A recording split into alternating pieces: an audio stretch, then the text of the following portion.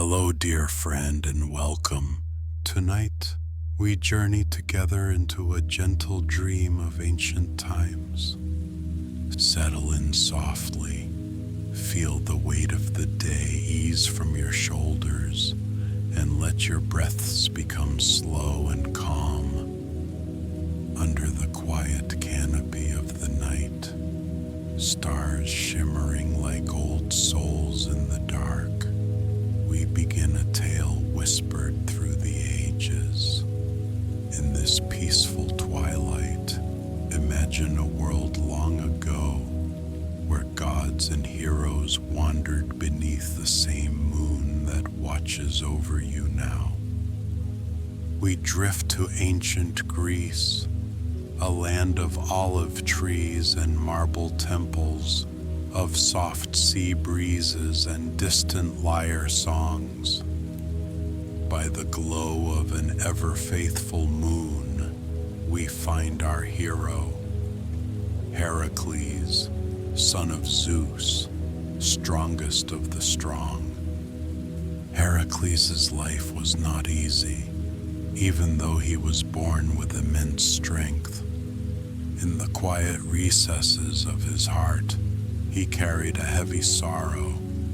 Through no fault of his own, he had once been driven into a madness by Hera, queen of the gods and Zeus's wife, who bore a bitter grudge against him. In that dreadful haze, Heracles had tragically harmed those he loved most. When he regained his senses and realized what he had done, he was devastated. The weight of guilt and grief bowed his proud head. Seeking to atone for this unspeakable act, Heracles went to the Oracle of Delphi for guidance.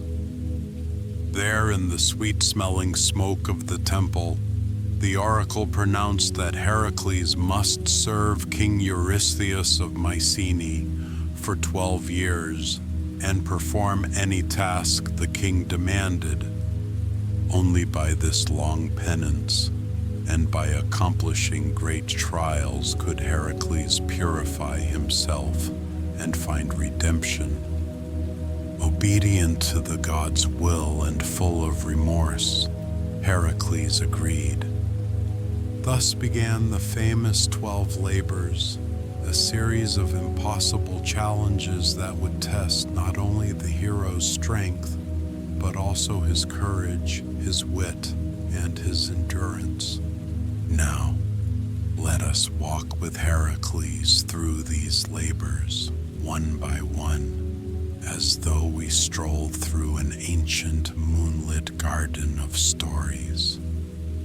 With each labor, we will pause to breathe and to see the world around him, the golden sunlight on ancient hills, the dusk falling on silent forests, the calm of midnight seas. As each challenge unfolds, we remain safely by his side, watching in gentle wonder, knowing that ultimately our hero will prevail and find the forgiveness and peace he seeks. Lie back and let the gentle tide of this myth carry you.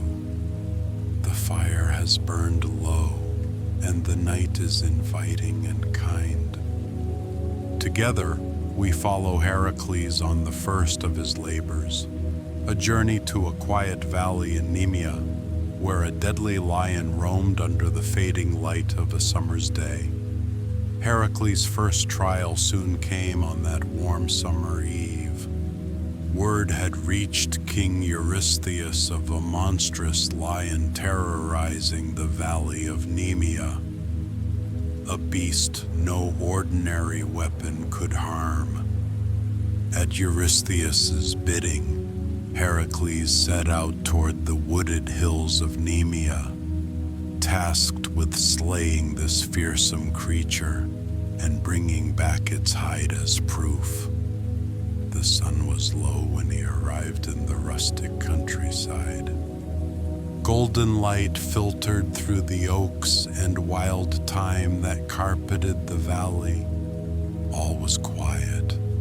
birds had ceased their songs, and an expectant hush lay over the land, as if even the natural world held its breath, aware that a predator lurked nearby.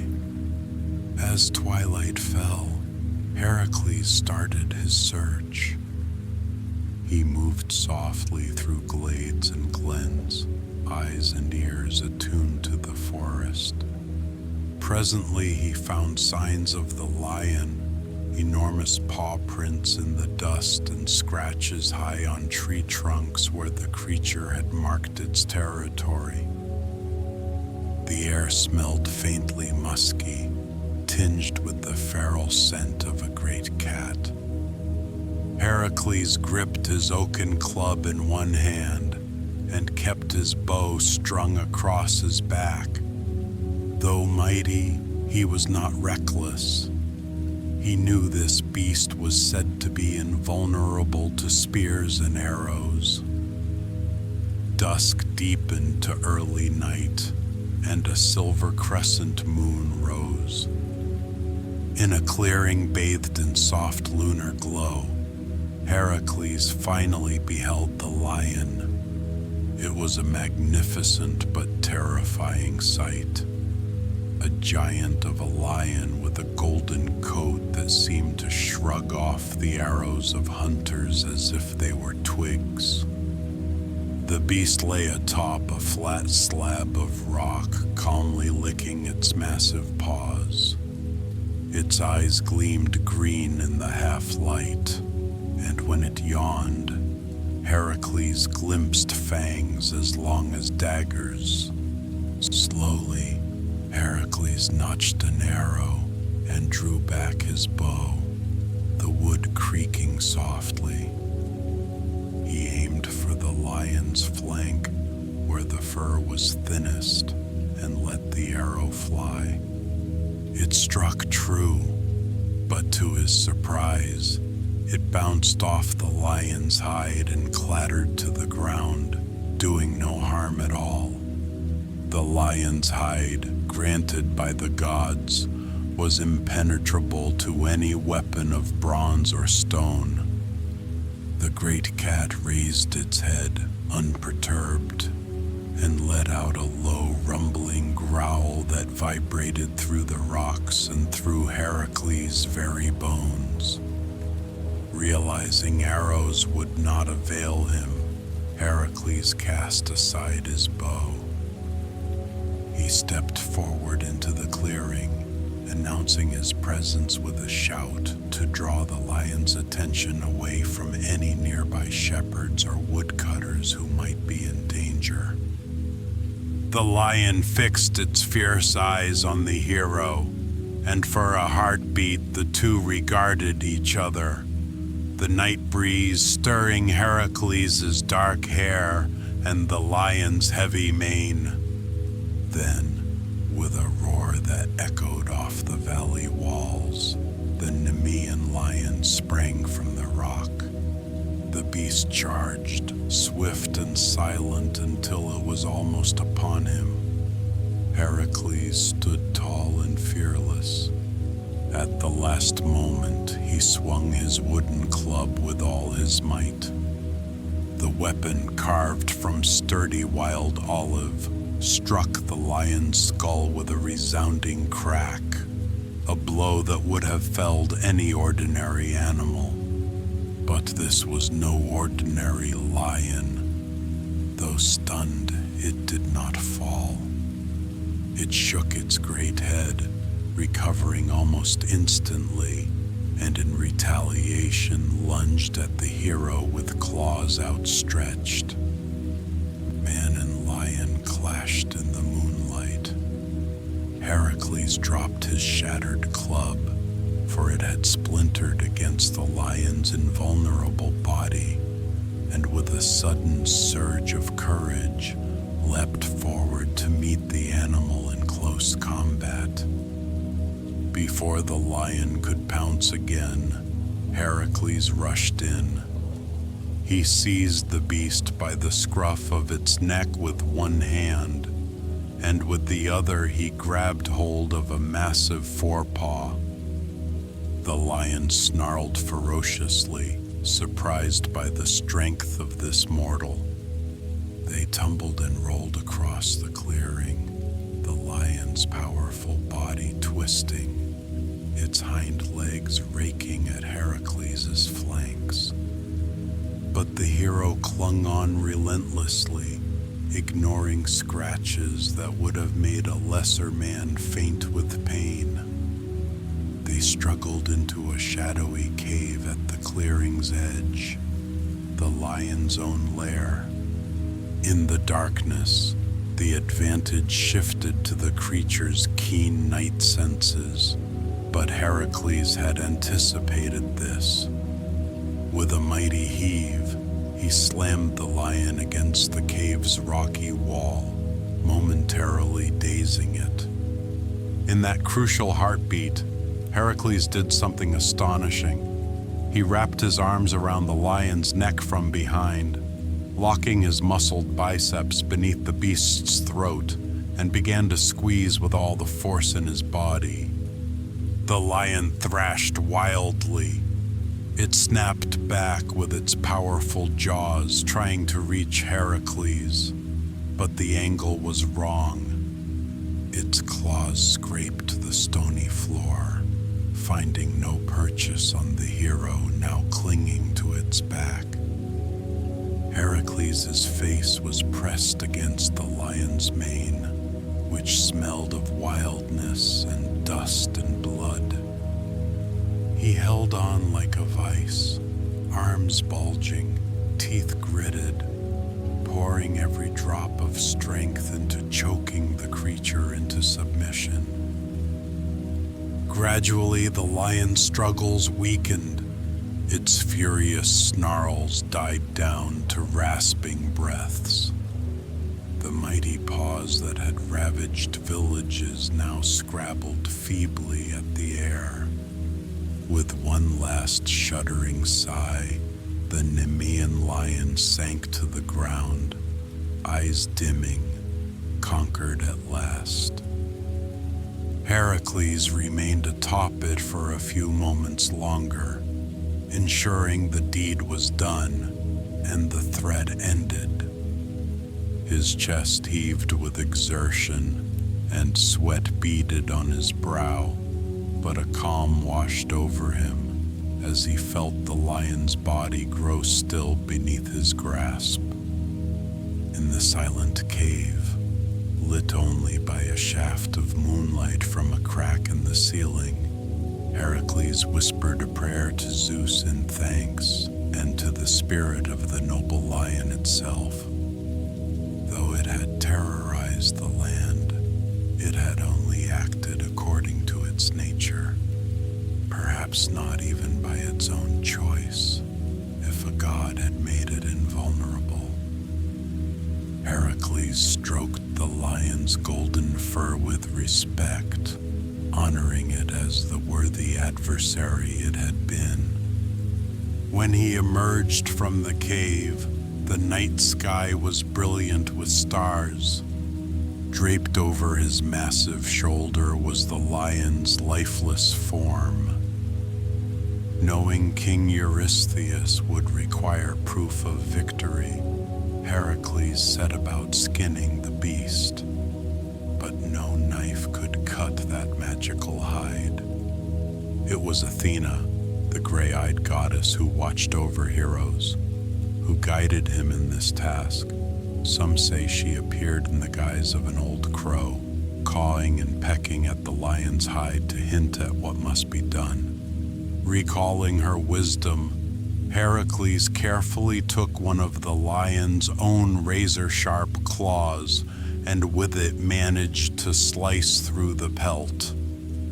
By dawn, he had fashioned the lion's skin into a cloak and its great gaping jaws into a helmet. Thus clothed in the spoils of his first labor, Heracles was nearly as invulnerable as the lion had been, for the cloak would turn away weapons and weather alike. He carried the lion's hide and head back to Mycenae. When he approached the city gates, King Eurystheus peered out from the battlements. At the sight of Heracles, towering, ragged, bronzed by the sun, clad in the slain beast's indestructible golden pelt, and wearing its fearsome maw over his own head like some primal crown, the king quailed. Eurystheus had not truly expected Heracles to succeed, and now the hero looked more akin to a god than a subject. Overwhelmed with awe and fear, the king forbade Heracles from entering the city ever again. From that point onward, Eurystheus commanded that Heracles display the fruits of his labors outside the walls, and indeed, the cowardly king had a large bronze jar buried in the earth where he planned to hide should Heracles bring anything too terrifying to bear. So it was that Heracles showed the people of Mycenae the hide of the Nemean Lion outside the gates, and all who gathered marveled and rejoiced that the beast that had plagued the region was gone. Women and men alike praised Heracles with relieved smiles and nervous bows. But the hero himself did not boast or revel. He was content simply that the valley of Nemea could know peace again. Shepherds could herd their flocks without fear, and children could play in the olive groves under the sun. Heracles quietly set aside the giant lion's skull and pelt as his own armor, then sat on a flat stone under the city wall to rest. The labor had been exhausting, and he felt the sting of many scratches and bruises now that the adrenaline ebbed. He closed his eyes for a few minutes, letting the morning sun warm his face as a gentle breeze carried the scent of wild thyme and pine. Birds began to sing once more in the hills, their chorus a soft celebration of returned tranquility. There was no long respite, however. Soon a herald from Eurystheus timidly approached, keeping a good distance from Heracles and that dread lion skin, to announce the next labor. The king, still shaken but eager to keep Heracles busy far from Mycenae, ordered him to journey to the swamps of Lerna and slay the Lernaean Hydra, a many-headed water serpent spawned by the gods. Heracles stood, stretched his mighty limbs, and nodded calmly. He was ready. With a parting nod to the grateful townsfolk and a faint, reassuring smile to the family of a shepherd he had met before, who thanked him profusely, Heracles set off once more. As he walked away, his lion cloak glinted in the sunlight and his footfalls were strong and steady. One labor was done, and a great weight lifted from his soul, but many challenges still lay ahead. With each step, he felt both the burden and the purpose of his journey, a journey of strength and sorrow that would, if completed, wash away his past sins like dust in the rain. The swamps of Lerna awaited, shrouded in thick, humid haze under a pale morning sky. Soon after defeating the lion, Heracles arrived at these wetlands where his second challenge lurked. This time, forewarned by villagers' frightened whispers and the herald's description, he knew he would face a creature born of nightmare, the Lernaean Hydra. He did not go alone. By his side rode his young nephew, Iolaus, who had begged to accompany him. Iolaus was devoted and brave, his eyes shining with admiration for his uncle. Heracles, knowing that even a hero can sometimes use a companion's help, welcomed him. They traveled by chariot through rolling hills and whispering reeds. As they drew near Lerna, the air grew thick with moisture. Wisps of fog clung to the cypress trees. Dusk was falling, painting the sky in gentle apricot and rose as they reached the edge of the swamplands. Heracles tethered the horses on firm ground and patted Iolaus's shoulder, instructing him to stay alert and ready, but to keep a safe distance unless called. The world here was eerily quiet. The normal chorus of frogs and crickets was absent, as if the smaller creatures dared not draw attention to themselves. The water lay dark and still between mats of water lilies and gnarled tree roots. A putrid smell of decay hung in the air, the very breath of the Hydra's lair.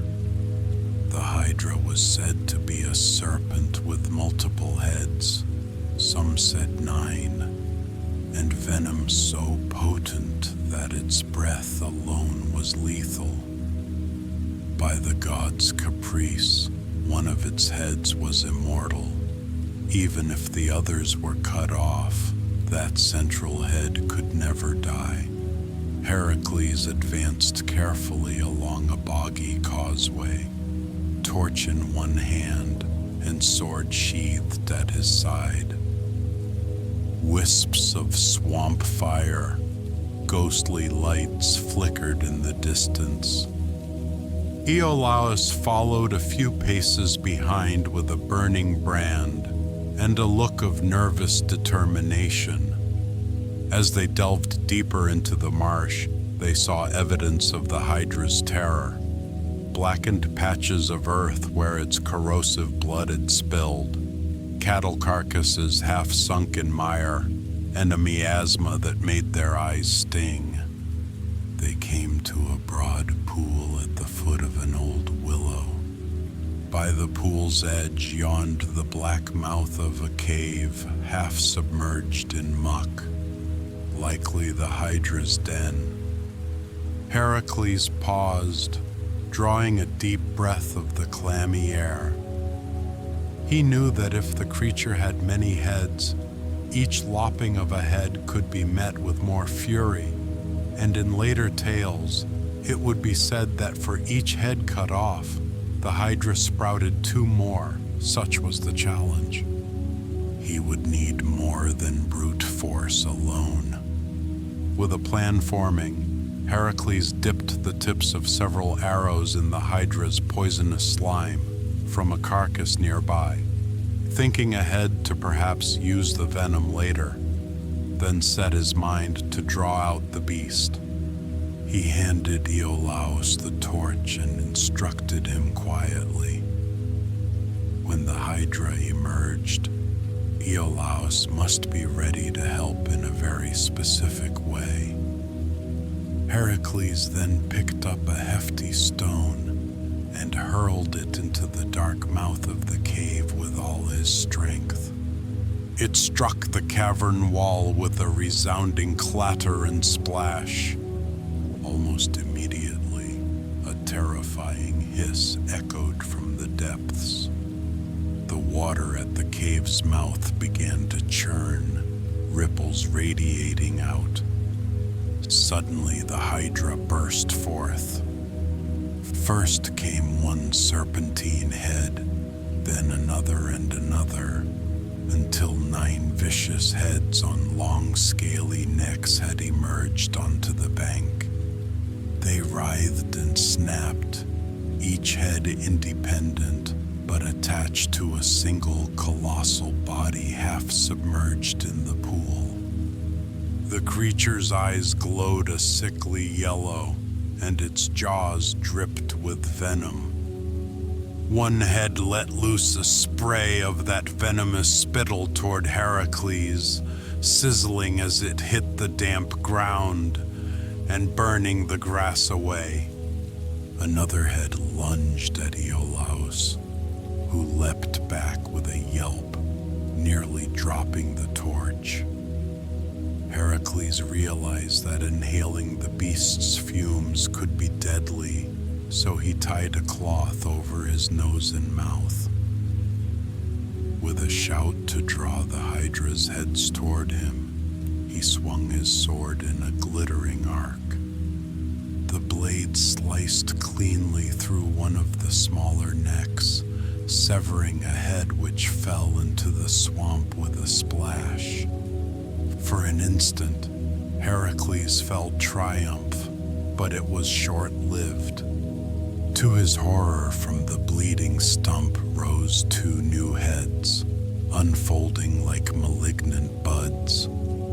The Hydra hissed triumphantly, now brandishing one more head than before. At that moment, Hera, watching from above and still spiteful, sent another obstacle. A gigantic crab crawled up out of the mire at the Hydra's side.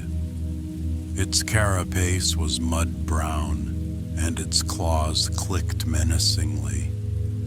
The crab scuttled toward Heracles and seized his foot in its pincers with brutal force.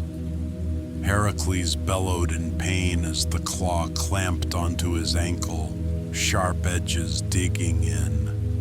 In anger, he kicked at the crab with his free foot, managing to crack its shell. The crab released its grip, and Heracles stomped down upon it, crushing the creature under his heel.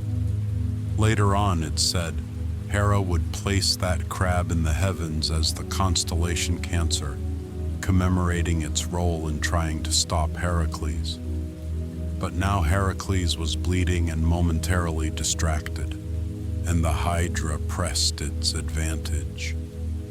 The ring of heads closed in, snapping from all sides. Heracles swung his sword mightily, parrying fanged jaws left and right. He hacked off another head, and 2 more sprouted in its place with a wet, squelching sound. The Hydra's laughter was a hideous, gurgling chorus. Heracles felt a rare flicker of doubt. How could he ever defeat a beast that multiplied when harmed? Just then, through the stinking haze, Heracles heard Iolaus shouting, "Here, uncle! Over here!" He risked a glance and saw Iolaus waving the lit torch. Of course, fire. That was the key. Heracles recalled stories that cauterization, burning a wound, could prevent regrowth. Summoning his strength and courage, Heracles pressed a new attack. He ducked under a lunging head and sliced upward, severing 2 necks in one swing. "No, Iolaus!" he cried. Without hesitation, Iolaus rushed in. Before the neck stumps could writhe and sprout new heads, the young man thrust the crackling torch against them. The flesh sizzled and charred. A nauseating smell filled the air, but, miracle of miracles, no new heads emerged from the cauterized wounds. The Hydra shrieked in pain and fury, a sound like boiling steam. It flailed its remaining heads wildly, striking at Heracles, at Iolaus, even at random, making the willow tree branches shake and drop leaves into the black water. Heracles and Iolaus fell into a steady rhythm. Heracles would slash through a neck with a mighty blow. Then Iolaus would dash forward to sear the stump with sacred flame. Head after head fell, each cauterized before its deadly twin could appear. Their teamwork was so fluid, it was as if Athena herself guided their actions. At last, only one head remained, the largest central head of the Hydra, said to be immortal. The creature was much weakened now, its giant body lashing sluggishly in the mire as its final head reared up to strike in desperation. This head spoke, or seemed to, in a hissing voice dripping with malice. "You will never defeat me, son of Zeus." It lunged at Heracles, fangs bared to rend him in two. Heracles dropped his sword, for it could not kill an immortal being, and met the serpent head with empty hands. As it darted toward him, he sidestepped and leapt onto the creature's scaly neck, the way one might mount a thrashing horse. Before the Hydra could fling him off, Heracles wrapped his muscular arms tightly around that final neck. He pressed down with all his weight, using the entire strength of his body to choke the life out of that one imperishable head. The dragon's eyes bulged and its jaws snapped helplessly in the air, inches from Heracles' face. The two wrestled, Heracles hanging on with unyielding determination as the Hydra's coils tried weakly to squeeze him. It might have gone on for who knows how long, but the outcome was not in doubt. The Hydra, already dying from the destruction of its other heads, could not pry off this implacable hero. At last, the immortal head lolled, unconscious, not dead, for it could not die, but utterly subdued. With great effort, Heracles heaved it backward and tore it from the creature's limp body. He did not cut it, thus acknowledging its immortality, but rather buried it deep beneath a huge rock at the edge of the swamp, entrapping it there for all time. Beneath that stone, the fanged head would harm no one ever again. Heracles waded out of the swamp, drenched in dark blood and mud, victorious. The immense Hydra lay in a heap, its poisonous ichor seeping into the marsh. There was a profound stillness now in the morning air, broken only by the tentative chirp of crickets resuming their song. The hero found Iolaus, who was smiling through tears of relief. Heracles placed a grateful hand on his nephew's shoulder. "Thank you, lad," he said softly. "Without your help, I could not have done this." Iolaus beamed with pride. Before leaving, Heracles dipped his arrows in the Hydra's spilled blood. Though toxic, this would make them deadly to any creature they struck in the future. A prudent armament for labors yet to come. But he handled them carefully, for even a drop of that venom on his skin could bring agony. Together, Heracles and Iolaus returned to King Eurystheus' domain, the Hydra's defeat secured. Eurystheus, upon hearing the outcome, was less pleased than fearful. He also seized on a technicality. Since Iolaus had helped Heracles, the king declared this labor did not count toward the 10, a spiteful decision that meant Heracles would eventually have to perform an extra task. But that ruling did not yet concern our hero. He was simply content that Lerna was free of its plague. Back at the swamp's edge, golden sunlight began filtering through the willow branches, touching the rippling black waters with hopeful light. Heracles and Iolaus found a stream of clean water to wash their hands and faces. The cool stream felt purifying, washing away not only the grime of battle, but the lingering dread of the swamp.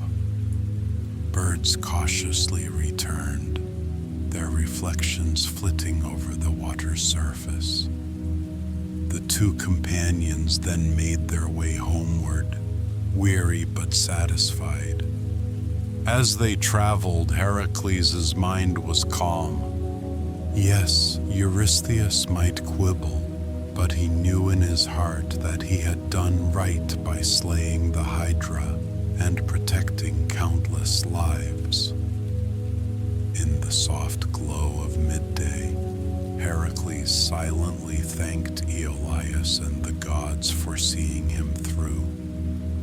One by one, the labors were teaching him more than just fighting. They taught him reliance on allies, cleverness, and mercy as well. Those lessons would serve him in the next trial, which would be of a very different sort. An endurance hunt for a sacred golden-horned deer that no man could catch. But that too lay ahead.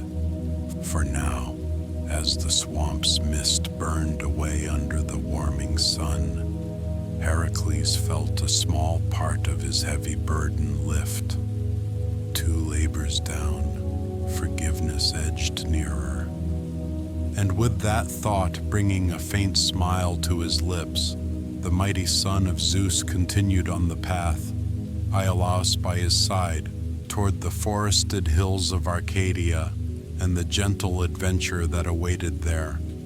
The trek to capture the Ceryneian Hind led Heracles into the highlands of Arcadia, a lush region of wooded hills and babbling brooks. This third labor was unlike the ferocious trials before it. The task was to capture alive a magnificent hind, a deer with golden antlers and bronze hooves. This was no ordinary deer. It was sacred to the goddess Artemis and swift as a beam of moonlight. King Eurystheus desired this creature for its beauty, but Heracles knew that to harm it would incur Artemis's wrath. Thus he was charged to bring the hind back unharmed, a test of patience, precision, and respect, rather than raw strength. Heracles journeyed to Arcadia and began tracking the fabled hind through dense forests and over gentle streams. The deer was elusive beyond belief. Glimpses of it teased him at dawn or dusk, a flash of dappled hide among the leaves, or the glint of sunlight on an antler far off through the trees. Each time Heracles drew near, the hind would bound away, soundless and graceful. It became a game of endurance. Days turned into weeks, and weeks into months. Heracles pursued the hind over hill and dale, through summer's heat and autumn's chill. His persistence was tireless. He rose with the sun each day to follow its delicate hoof prints in the dew, and by night he rested under the stars, always keeping one ear open for the distant crackle of twigs betraying the hind's movement. The forest creatures seemed to understand this was a gentle quest. Birds and squirrels watched silently as the hero trod softly beneath ancient oaks, never setting a snare, or raising his bow unless absolutely necessary. For almost a full year, the chase continued. Heracles grew to love the Arcadian woodlands, the whisper of pine needles, the flicker of Artemis's sacred stag in the corner of his eye, the clear laughter of nymphs that occasionally echoed when he stumbled into a sunlit glade. This labor was teaching him serenity and reverence. His normally mighty footfalls became quiet and careful. His breathing slowed. His eyes learned to notice the smallest bent leaf or displaced pebble that might signal the hind's path. At last, one crisp morning as winter's first snow dusted the peaks of the mountains, Heracles caught a true sight of the hind. At the edge of a broad river clearing, the creature had come to drink. Heracles, downwind and hidden by reeds, marveled at it. The hind's coat glowed with a radiant innocence, and the golden antlers on its head gleamed in the early sunlight. The deer's ears flicked as it listened for danger, but it did not sense Heracles creeping ever so slowly closer, step by patient step. He nocked an arrow, not to kill, but to startle and slow the hind if it bolted. With a silent prayer to Artemis for forgiveness, he let the arrow fly. The arrow whistled past the hind and grazed its foreleg, drawing a line of blood but not deeply wounding it. Startled, the hind leapt, as expected, and tried to sprint across the river. But the slight injury, along with exhaustion from a year of intermittent flight, made it stumble just enough. Heracles lunged forward with gentle swiftness. He threw himself across the stream and tackled the hind onto the soft grass of the opposite bank. Both man and deer lay still for a heartbeat. The hind's sides heaved, eyes rolling in fear. Heracles murmured soothingly, stroking its neck. "Easy, sacred one. Easy now." Amazingly, the hind sensed the lack of malice. It quieted in his grasp, working as tenderly as if handling a songbird. Heracles bound its legs loosely with cords. He cleaned and bandaged the little cut on its leg with strips torn from his cloak. "You will be free again soon," he promised under his breath. "For you belong to the wild and to Artemis. But forgive me, I must borrow you for a short while." Cradling the captured hind, Heracles prepared to return to Mycenae. But as he stepped from the river, a sudden radiance blocked his path. In a silvery chariot drawn by 4 golden deer appeared the goddess Artemis herself, accompanied by her brother Apollo. The goddess's moon-pale face was stern, and her hunter's eyes flashed. "Son of Zeus," Artemis said in a voice like an arrow's flight, "why do you lay hands on my beloved creature? This hind is under my protection. Explain yourself, lest you face the wrath of the eternal huntress." Heracles bowed his head respectfully, carefully keeping hold of the hind's gentle form. He explained his plight, the labors, the orders of King Eurystheus, and his oath not to harm the sacred animal beyond what was necessary for capture. He spoke sincerely of his reverence for Artemis and Apollo, and promised that once shown to Eurystheus, the hind would be released unharmed back to Artemis's domain.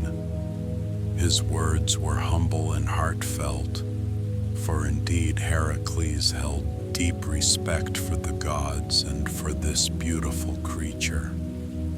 Artemis's silver gaze softened slightly as she read the truth in Heracles's heart. Apollo nodded quietly, sensing the honesty of the hero's intentions. Artemis knelt and touched the golden hind's brow, instantly soothing the animal's remaining fear and healing the shallow wound on its leg with a mere brush of her fingertips. The hind nuzzled the goddess's hand as if in trust. Artemis then turned to Heracles. "Very well," she said, her voice calm now as a midnight lake. "Take the hind to show the king, but see that you release her immediately thereafter. I will be watching, son of Zeus, and your fate will follow the honor of your promise." Heracles swore by Zeus's name to do exactly as she asked. With that, Artemis and Apollo vanished as suddenly as they had come, leaving behind only the faint scent of myrtle and a soft luminescence in the air. The hind remained docile under Heracles's gentle hold, almost as if the goddess's touch had reassured it that no harm would come. Thus Heracles carried the golden-horned hind all the way to Mycenae. The journey took many days, but the hind gave him little trouble.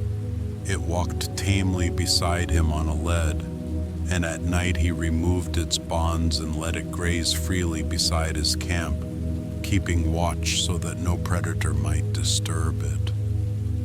When he reached Eurystheus, he set the splendid creature down just outside the city gates, for the king still refused to let Heracles inside. King Eurystheus and his courtiers marveled at the sight. The delicate yet divine deer, standing quietly by Heracles' side, its bronze hooves glinting and golden antlers shining in the sun. No mortal hunter could have captured such a thing. It was clear Heracles had achieved yet another impossible task. But before Eurystheus could even approach or issue any foolish command, perhaps he thought to keep the hind for himself, Heracles saw a flicker of movement in the nearby woods, a watchful deer and a gleam of silver. He knew Artemis was near, observing. So, when the king expressed his astonished approval of this labor, and maybe mused about adding the hind to his menagerie, Heracles spoke loudly and clearly. "I am sorry, my lord, but the hind does not belong to any man. I was only permitted to borrow her. Even now she must return to the goddess Artemis." At that moment, as if on cue, the hind gave a powerful tug and slipped free of the loosely held leash. Heracles all but let it go. In a flash, the creature sprang away faster than the eye could follow. It darted past Eurystheus's bewildered guards and vanished into the tree line, racing back towards Arcadia and the divine forests where it roamed free.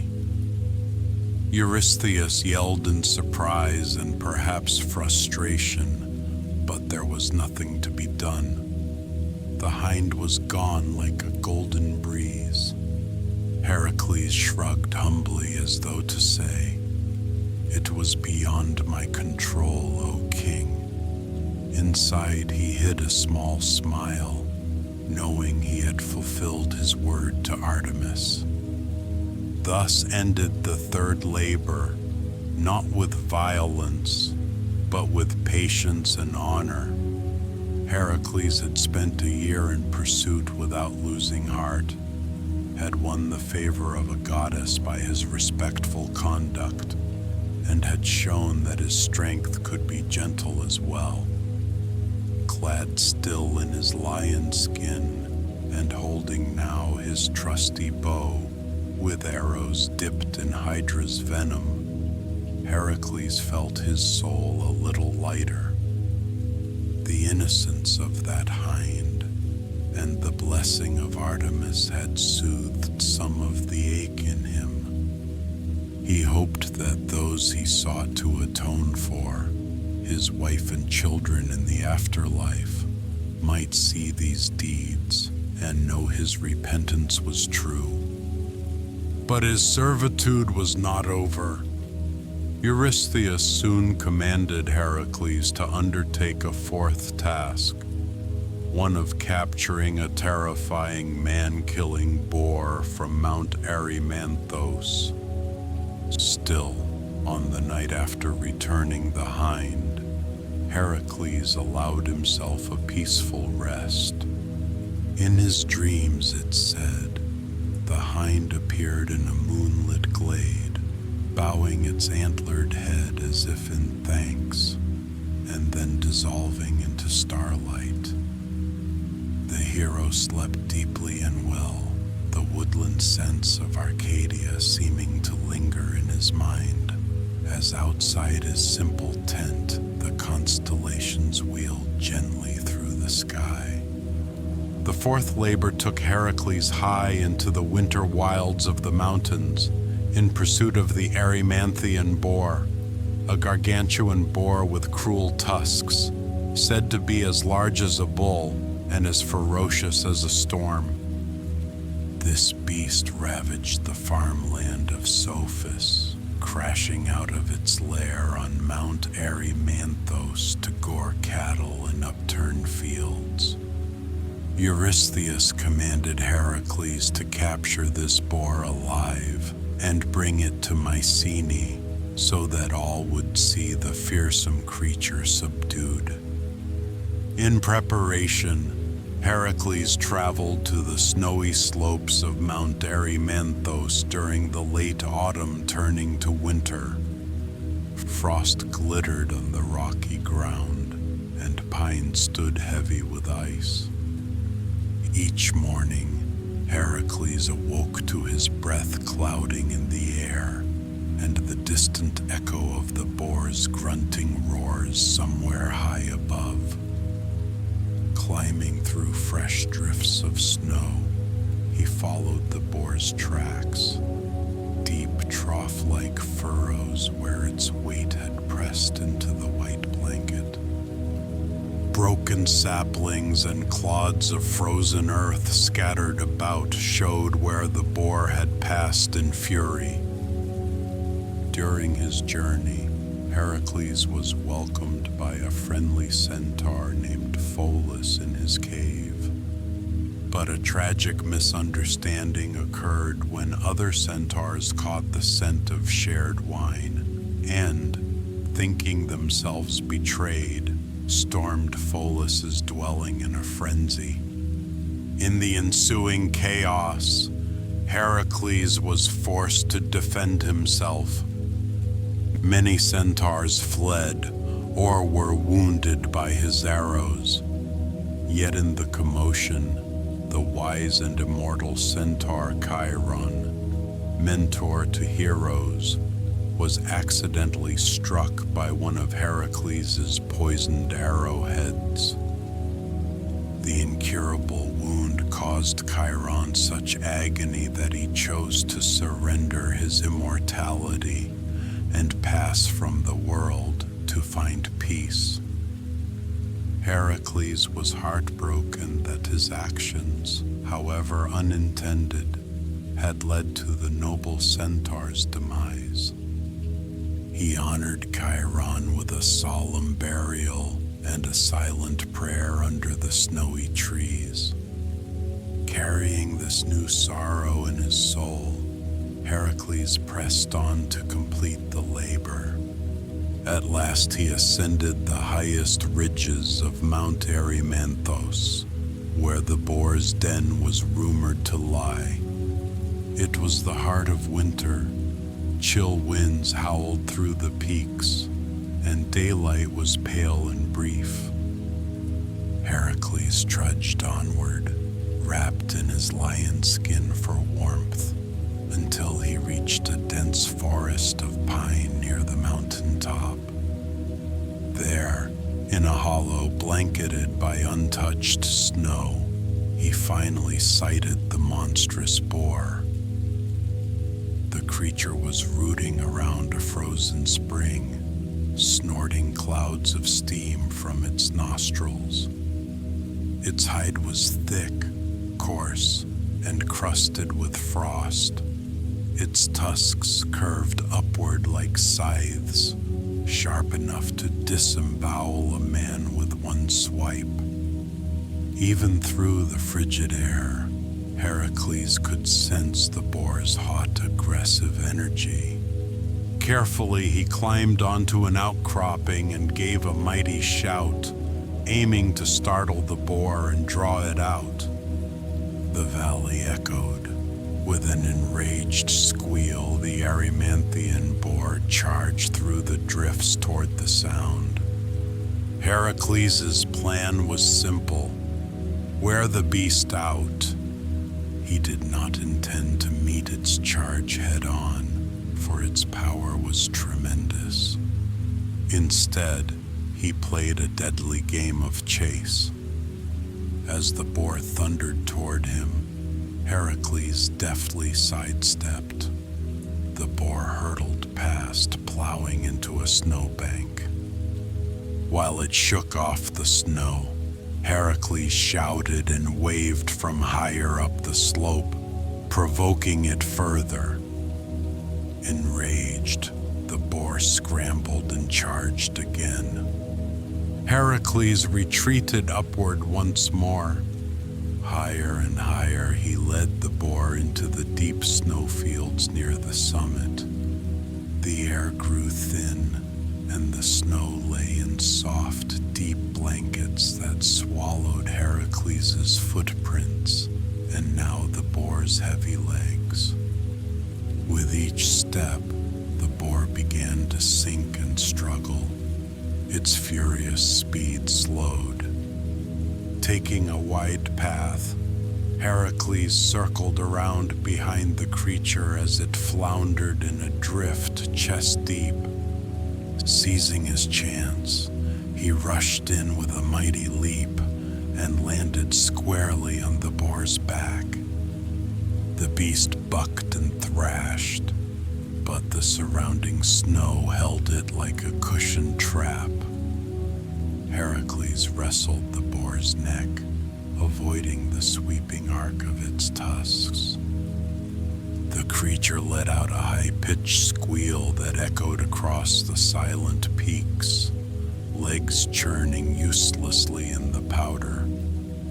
Gradually, its struggle ebbed as exhaustion and cold took their toll. Heracles managed to bind its snout shut with rope and tied its stubby legs together. With a final huff, the great boar gave in, collapsing sideways in the snow, bound and utterly spent. Panting clouds of breath into the icy air, Heracles stood victorious. Snowflakes began to drift down lazily from the gray sky, landing on his lashes and the boar's bristly fur. Gently he patted the beast's flank, both in reassurance and respect.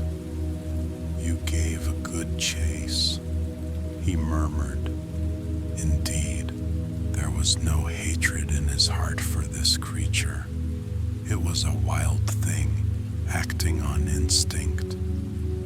He hoisted the trussed boar onto his mighty shoulders. Its great weight would have staggered a team of men, but Heracles bore it steadily, step by careful step, down the mountain.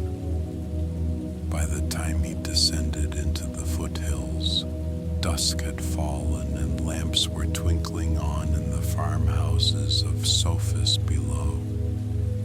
Villagers came out, cautiously at first and then with cheers, to see the legendary hero walk by with the gigantic boar wriggling feebly on his back.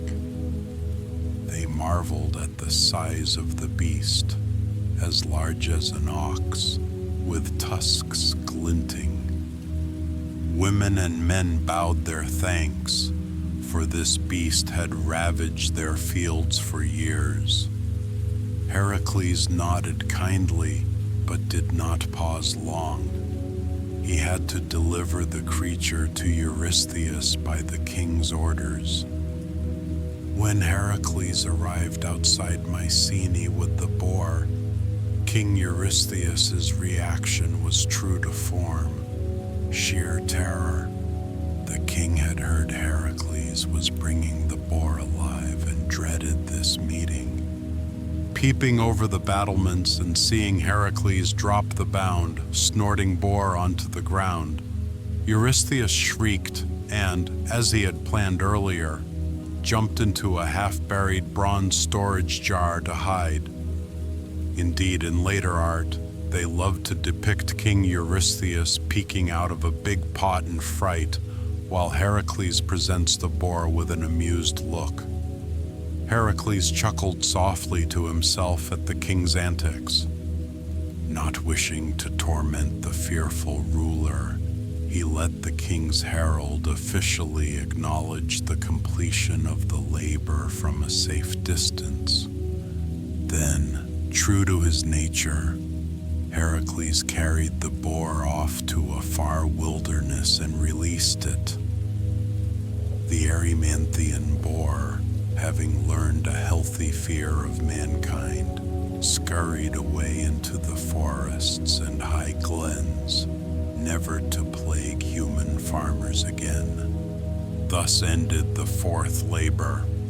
It had been a test of endurance and cleverness, and Heracles had passed with brio. He had also endured the tragic incident with the centaurs, adding to the weight on his heart, but he pressed on with even more determination to do good. Each labor was cleansing his spirit a bit more. As he rested that night under a clear, cold sky, he looked up at the stars, infinite pinpricks of light, and perhaps he imagined that wise Chiron was among them, watching him with pride. His sleep that night was deep and dreamless. The snows had given way to a hard frost, and all was silent and still. But come dawn, a new challenge awaited, one that would require not muscle or chase, but a different sort of strength altogether. Heracles would need to turn to his ingenuity to cleanse the vast stables of King Augeas, which hadn't been cleaned in decades. Unbeknownst to him, this fifth labor would also bring about a twist in his fate, as Eurystheus would attempt to deny its validity. But that is a tale for the morrow. For now, Heracles slept with the gentle glitter of constellations overhead, the burden of 4 labors behind him, and the quiet encouragement of progress soothing his once tormented heart. The fifth labor that fell to Heracles was of a very different nature, though daunting in its own way. King Augeas of Elis possessed herds of cattle more numerous than any in Greece, mighty bulls and lowing cows by the thousands. These cattle were of divine lineage. Some said Augeas was a son of Helios the sun, and their stable yards were immense. But Augeas had neglected to clean his stables for years upon years, and an unimaginable accumulation of filth had piled up where his animals were kept. The reek was overpowering, and the mess was so colossal that it seemed impossible to clean. Yet Eurystheus commanded Heracles to cleanse the Augean stables in just a single day. Arriving in the sun-baked land of Elis, Heracles surveyed the challenge. He found towering mounds of dung and soiled straw filling Augeas's expansive cattle yard. The heavy odor made the air thick and buzzing with flies. No shovel or workforce could hope to clear it all in weeks, let alone hours. But Heracles observed that two rivers, the Alpheus and Peneus, ran nearby, flowing not far from the yard. He conceived a bold plan. Without revealing the oracle's command, for Heracles often acted with humility, he approached King Augeas and offered a deal. If Heracles could clean the entire stable yard in one day, Augeas would reward him with a fraction of his fine cattle. Augeas, doubting such a feat was even possible, agreed, secretly chuckling at what he thought was the hero's folly. At dawn, Heracles knocked holes in opposite walls of the great yard. Then, using his immense strength and a mattock, he dug channels to redirect the courses of the two nearby rivers. The Alpheus and Peneus, sensing the will of a son of Zeus, surged eagerly into the channels Heracles cut. Two torrents of fresh water poured through the stable yard with tremendous force. Manure and debris that had accumulated for decades were swept up in the roaring flood. The streams of filth gushed out the other side of the yard and into the fields beyond, where Heracles had prepared trenches to catch the waste far from the farm. All day the rivers flowed through the yard, scouring it clean. Augeas's cattle looked on placidly as the cleansing waters rushed around their hooves, perhaps grateful to finally stand on clean earth. By sundown, Heracles removed the makeshift dams, and the rivers returned to their natural beds. In the stable yard of Augeas, not a trace of muck remained, only wet, glistening stone floors and fresh, moist earth. The stables had been purged in a single day, exactly as tasked. When Augeas saw that Heracles had succeeded, his astonishment quickly turned to irritation at the thought of paying the promised reward.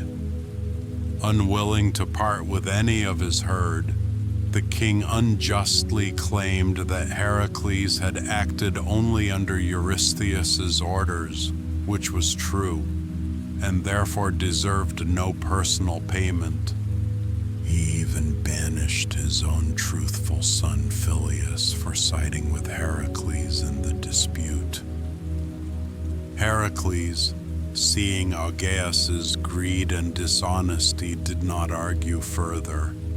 He left without complaint, content that the job was done and that the people and animals of Elis would benefit from a cleaner, healthier land. When Eurystheus learned of the method by which Heracles accomplished this labor, and heard rumors that Heracles had bargained for a reward, the king seized upon a technicality to spite the hero. He declared that since Heracles had attempted to seek compensation, the labor would not count toward the tally of required labors, an arbitrary and unjust decision, clearly born of jealousy and spite. Heracles, who had by now come to expect such twists from Eurystheus, simply bowed his head in acceptance, hiding any frustration. Deep down, perhaps he even felt a measure of relief that he had not been paid, for it kept his motive pure. In any case, whether the king acknowledged it or not, the land of Elis was cleansed of a great blight, and countless people and animals would breathe easier for years to come because of his work. That knowledge was a reward in itself. As dusk settled after that long day, Heracles found a quiet spot by the now normal banks of the river Alpheus to wash off the grime from his body. The cool water took away the heat and sweat, and he watched it swirl away, brown with the dust of the day, until only clear water ran over his skin. Stars unveiled themselves in the sky above, and the moon rose, illuminating the flowing river in silver. Heracles lay back on the grassy riverbank, feeling clean and renewed. This labor had been unlike the others. There was no slain beast, no foe defeated by brute strength, but rather a healing brought to the land through cleverness and hard work. In the soothing chorus of crickets and the gentle lapping of water, he closed his eyes. Images of rushing streams and rainbows over golden fields played in his mind as he drifted to sleep. By the morning's light, word had spread of the miraculous cleansing of Augean Stables, and people far and wide thanked the gods for Heracles' ingenuity. But Eurystheus, stewing in Mycenae, was already devising the next trial, something he thought would surely test the limits of Heracles' endurance and courage once more. And so the call came. Heracles was to travel to the marshy lake of Stymphalian in Arcadia and rid the land of the vicious Stymphalian birds.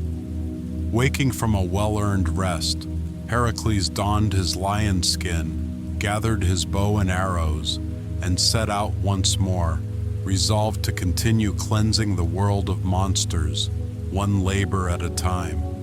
For his sixth task, Heracles was dispatched to the region of Arcadia once more, this time to the secluded marshes of Stymphalian. There, an eerie threat plagued the countryside. A flock of man-eating birds, sacred, it was said, to Ares, the god of war. These Stymphalian birds had beaks of bronze and sharp metallic feathers, and they swarmed in great numbers. They terrorized the local farms, attacking people and animals with their dagger-like feathers, and devouring flesh with ghastly hunger. Driven from their usual feeding grounds by wolves, they had taken refuge in the thick forest around Lake Stymphalian, multiplying and fouling the area with their poisonous droppings.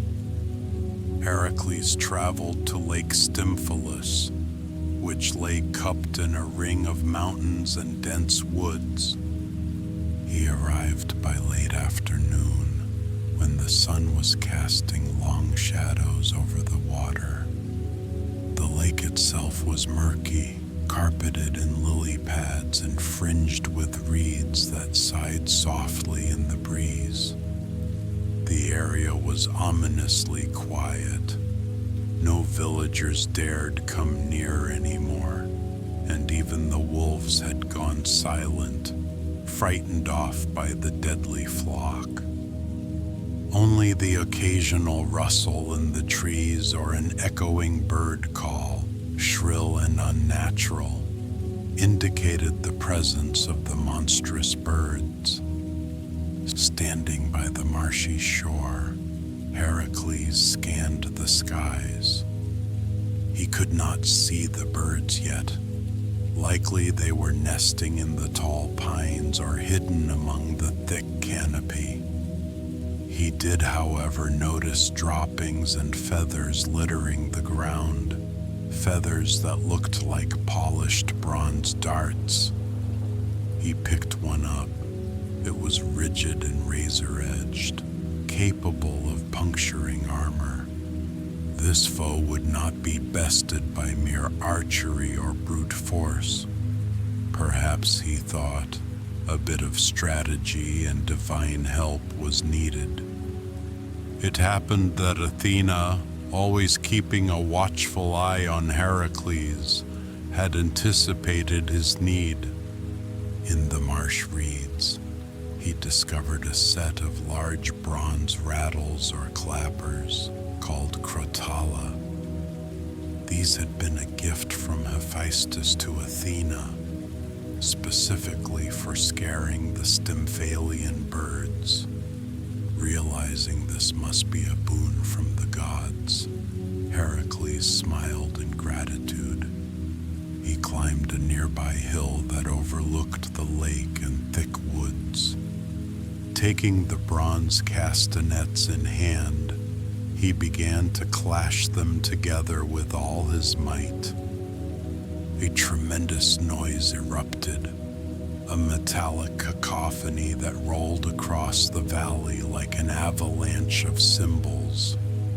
The sound startled every living creature for miles. For a moment there was silence. Then, from the treetops, came an answering clamor, the beating of countless wings and harsh, panicked squawks. The Stymphalian birds, unable to endure the ear-splitting racket, rose from their hiding places in droves. They filled the sky like a dark cloud, these strange birds, each with gleaming metal feathers that caught the sunlight in flickers.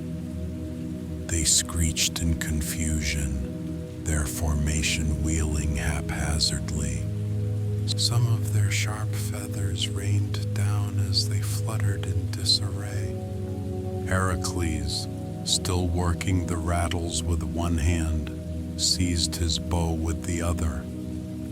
Aiming into the dense flock, he let loose arrow after arrow. The birds were so thick in the air he could hardly miss. Each arrow, tipped with Hydra's poison, struck a bird, and down it tumbled into the marsh with a splash. Those not hit directly were frightened by the deadly rain and the overwhelming clatter of the bronze rattles. Deciding this lake was no longer a safe home, the surviving birds fled.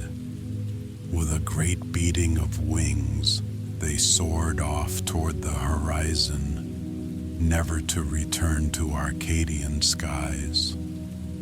Some stories say they flew to an island in the Euxine Sea, the Black Sea, far from human civilization.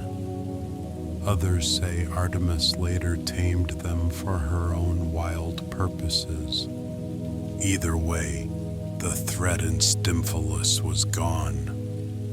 When Heracles finally set down the clappers, the lake was transformed. The sun emerged fully as the last bird silhouettes vanished in the distance. An almost holy quiet fell over the water, broken only by the tentative chirp of normal marsh birds and the gentle lap of water. Fish began to ripple the surface once more. They too had hidden deep below while the monsters reigned. The air, which had been befouled, felt cleaner already. Heracles descended to the lake shore to examine a fallen Stymphalian bird up close. Its beak and claws were indeed metal-hard and sharp. He shuddered to think what a flock of such creatures could do to unprotected people. He gathered a few bronze feathers as tokens and proof of his deed. As Heracles walked back toward Mycenae, villagers from Stymphalus cautiously emerged from their hiding places in the hills. They had heard the horrid clanging and seen the dark flock blot out the sun, then felt the blessed stillness after. They approached the hero with jubilation and relief when they learned the terror was over. Heracles showed them a bundle of the bird's metallic feathers so they could believe it truly. The people thanked him profusely, offering bread, wine, and fresh cheese, which Heracles gratefully accepted for his journey.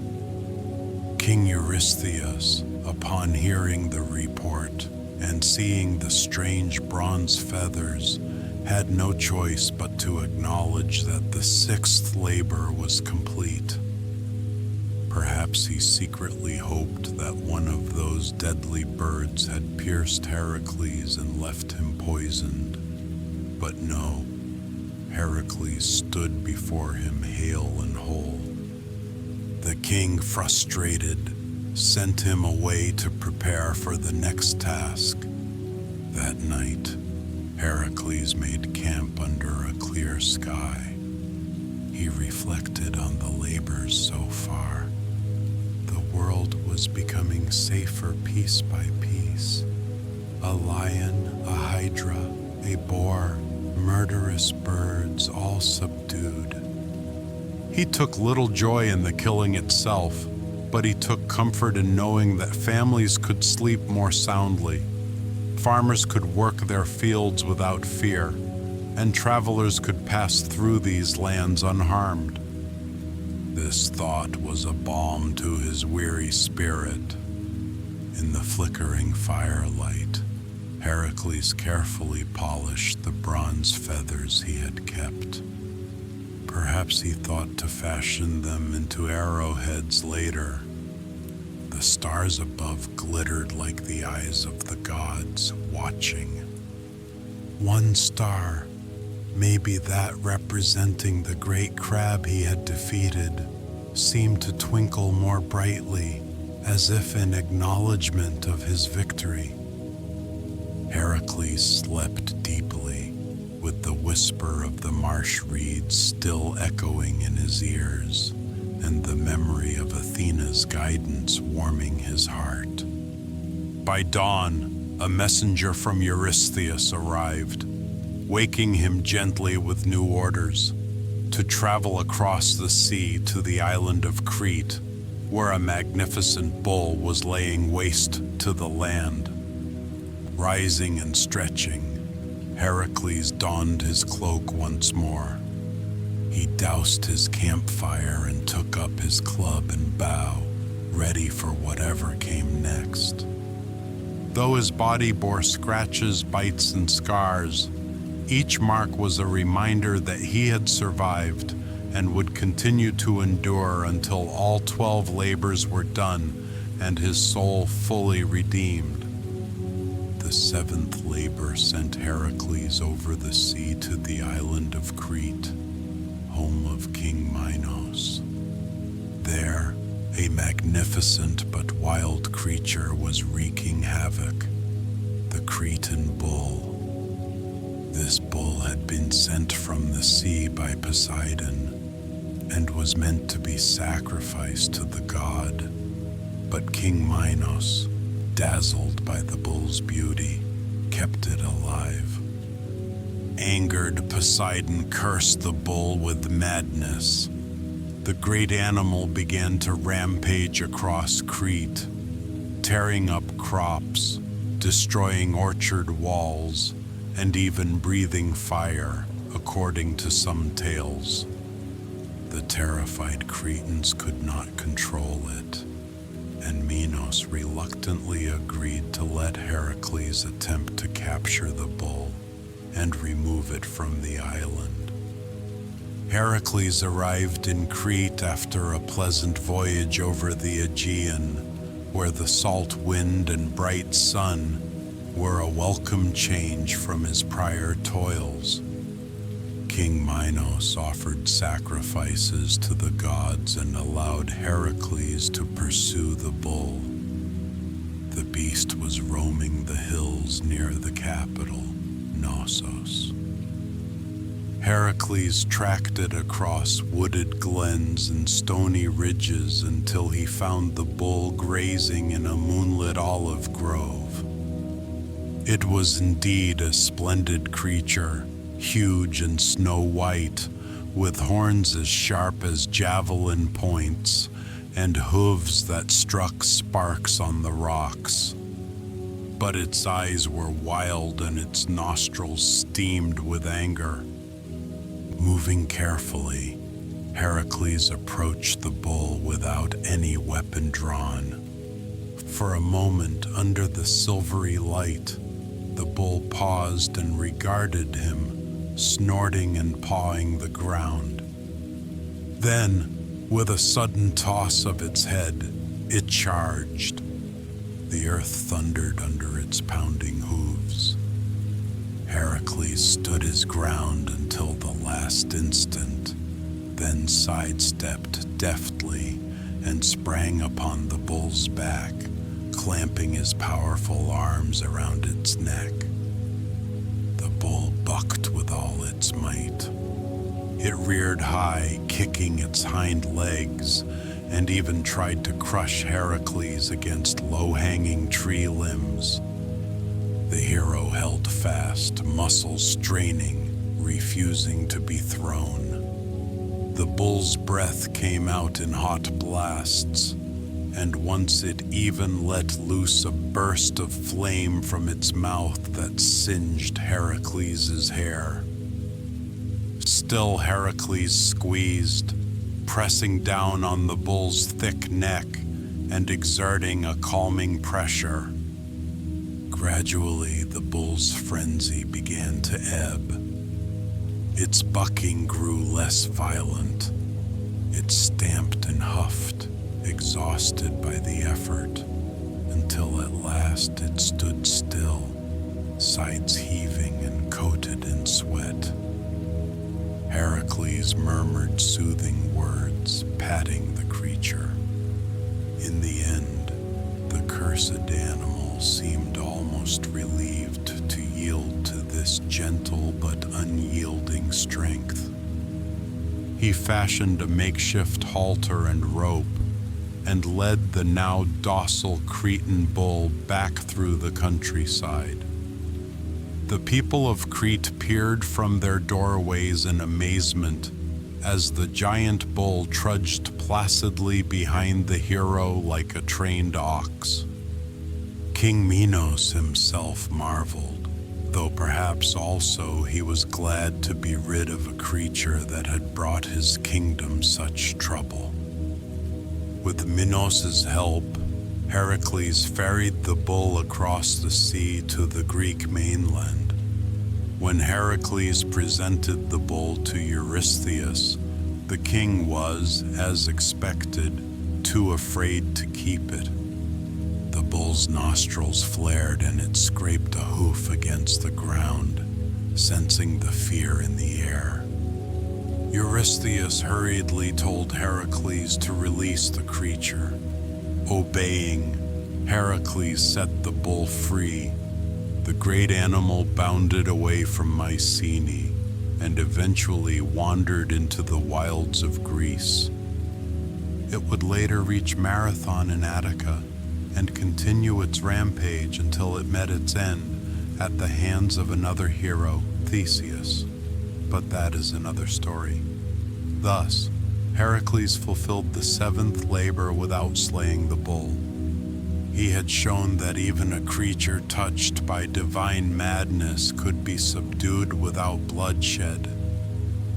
There was a bittersweet note to this victory. The bull was free but still cursed, and Heracles knew it might cause further trouble. Even so, he had done his bid, and Crete was free of its menace. As the bull's white form disappeared over distant hills, Heracles took a moment to breathe in the sea air and rest. The sun glinted off the waves, and for a short time, the hero enjoyed the quiet lapping of water at the harbor and the cawing of gulls overhead. In the back of his mind, he was aware that his labors were drawing toward their end. Only a few more remained. Renewed by that thought and the pleasant breeze, Heracles readied himself to journey on. The next trial would carry him far north to Thrace, into the realm of a brutal king who fed his mares on human flesh, a horror Heracles was determined to end. The eighth labor led Heracles far to the north, to the bleak windswept plains of Thrace by the cold sea. There ruled King Diomedes, a son of Ares notorious for his cruelty. Diomedes owned 4 fearsome mares of great size and strength. These horses had been fed only on flesh. By their master's wicked design, they developed a mad hunger for human meat. Many unfortunate strangers and prisoners had been thrown to them, and the mares' stables ran red with such horrors. Eurystheus ordered Heracles to capture these man-eating mares and bring them to Mycenae. Sailing across the Aegean into the Black Sea, Heracles arrived under cover of night in Diomedes' territory. With a small band of loyal companions, he surprised the stable guards and swiftly overpowered them. In iron chains, they led the snorting, wild-eyed mares out of their filthy pen. But as dawn broke, the alarm was sounded. Diomedes and his band of warlike warriors came galloping to reclaim the prized horses. Heracles handed the mares' chains to a young companion named Abderus and told him to keep the horses calm. Then he and his men confronted Diomedes. A fierce battle erupted on the beach of the Thracian Sea. Heracles fought Diomedes directly, shield clashing against sword, until at last the son of Zeus overpowered the son of Ares. Diomedes fell to the bloody sand, slain by Heracles' blade.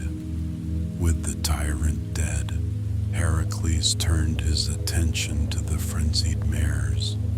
To his horror, he discovered that in the chaos of battle, the mares had broken free from Abderus' control and had mauled the youth to death. Deeply grieved and angry, Heracles resolved to end the mares' bloodlust once and for all. He dragged Diomedes' corpse to the horses' feeding trough and, grimly fulfilling poetic justice, offered the cruel king's body to his own beasts. The mares, crazed with hunger, devoured their former master's flesh. This gory act sated their unnatural appetite. At last their red eyes grew calm, and their foaming mouths went still. They became docile, as if a dark spell had been lifted from them. Heracles mourned Abderus, giving him a proper burial on that shore. In memory of his fallen friend, he vowed that a city named Abdera would one day be founded in that place, and indeed in time, such a city arose, its walls laid where Abderus fell. Gathering the now tame mares, Heracles led them easily onto a sturdy ship.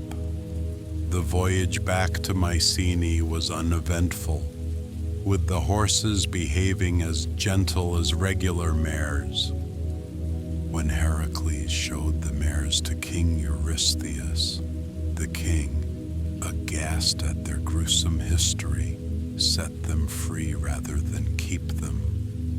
The 4 mares wandered into the mountains and forests, eventually meeting their end by wild predators. But never again would they taste human flesh. This labor weighed heavily on Heracles' heart. Though he had triumphed and eliminated the evil of Diomedes and his horses, it had cost the life of a brave ally. Still, Heracles found solace in knowing that no one else would suffer the terror of those mares. As he departed Thrace, the sun dipped low and cast a soft golden light over the quieting plains. Heracles let himself feel the pang of sorrow, and then breathe it away on the chill breeze. With steady steps, he turned toward his next task, aware that only a few labors now separated him from the end of his servitude and the cleansing of his soul. The 9th labor took Heracles on a long voyage to the mysterious lands near the Black Sea, home of the Amazons, a tribe of fierce warrior women. The task was to obtain the golden belt, or girdle, of their queen, Hippolyta. This belt, a gift from Ares, signified her supremacy over the Amazon nation. Eurystheus's daughter had heard of this wondrous belt and desired it, so the king commanded Heracles to retrieve it. This mission would test not just Heracles' strength, but also his tact and grace, for the Amazons were not enemies to conquer, but proud warriors to negotiate with, if possible. With a small crew of loyal companions, Heracles set sail in a sturdy ship. The journey to the land of the Amazons, around the broad river Thermodon, was long and full of colorful stops. They navigated through the narrow Bosporus Strait and into the vast Black Sea. Each morning the sun rose at their backs, urging them eastward to their goal. Heracles spent the days honing his strategy. He did not wish to fight the Amazons if it could be avoided. He admired their valor and did not want to shed their blood unjustly. His hope was to reason with Queen Hippolyta. After weeks of travel, the Greek ship anchored off the coast of Themyscira, the Amazon capital. Heracles disembarked armed but with an open stance of peace. Word of their arrival spread quickly among the Amazons. The women warriors donned their gear, splendid tunics, spears, bows, and axes, and rode out on horseback to meet these strangers. Leading them was Queen Hippolyta herself, a tall and noble figure, her dark hair flowing beneath a helmet, her posture confident yet curious. She wore a gleaming belt of gold around her waist, the very prize Heracles sought. Hippolyta did not attack immediately. Instead, she approached Heracles, her bright eyes appraising him. Perhaps news of the great son of Zeus had reached even these distant lands. Heracles respectfully inclined his head, and Hippolyta greeted him with the guarded courtesy of one warrior to another. When he explained his mission, that he had been tasked to bring her belt to the king of Mycenae, she listened thoughtfully rather than with outrage. In truth, Hippolyta was a wise and just ruler. She recognized that Heracles was under obligation and that he meant no slight to her honor. For a few days, Heracles was welcomed in the Amazon camp. The tension eased. The Greeks marveled at the Amazon society, where women thrived as skilled archers and horsewomen, and the two groups even traded stories of battles and adventures over evening fires. Hippolyta grew to respect Heracles' straightforward nature and heroic reputation. Eventually, moved by a spirit of friendship, and perhaps Artemis's subtle influence, for the Amazons were favored by the goddess, Hippolyta agreed to give Heracles the golden belt, asking in return only that he remember the mutual respect shown here. It seemed the labor would conclude without bloodshed, but the gods again intervened with mischief. Hera could not bear to see Heracles succeed easily, or to see harmony between him and Hippolyta. In disguise as an Amazon warrior, Hera slipped among Hippolyta's ranks and spread a pernicious rumor that Heracles and his men were not guests at all, but had come to kidnap the queen. Late that night, whispers of betrayal and conspiracy flew through the Amazon camp.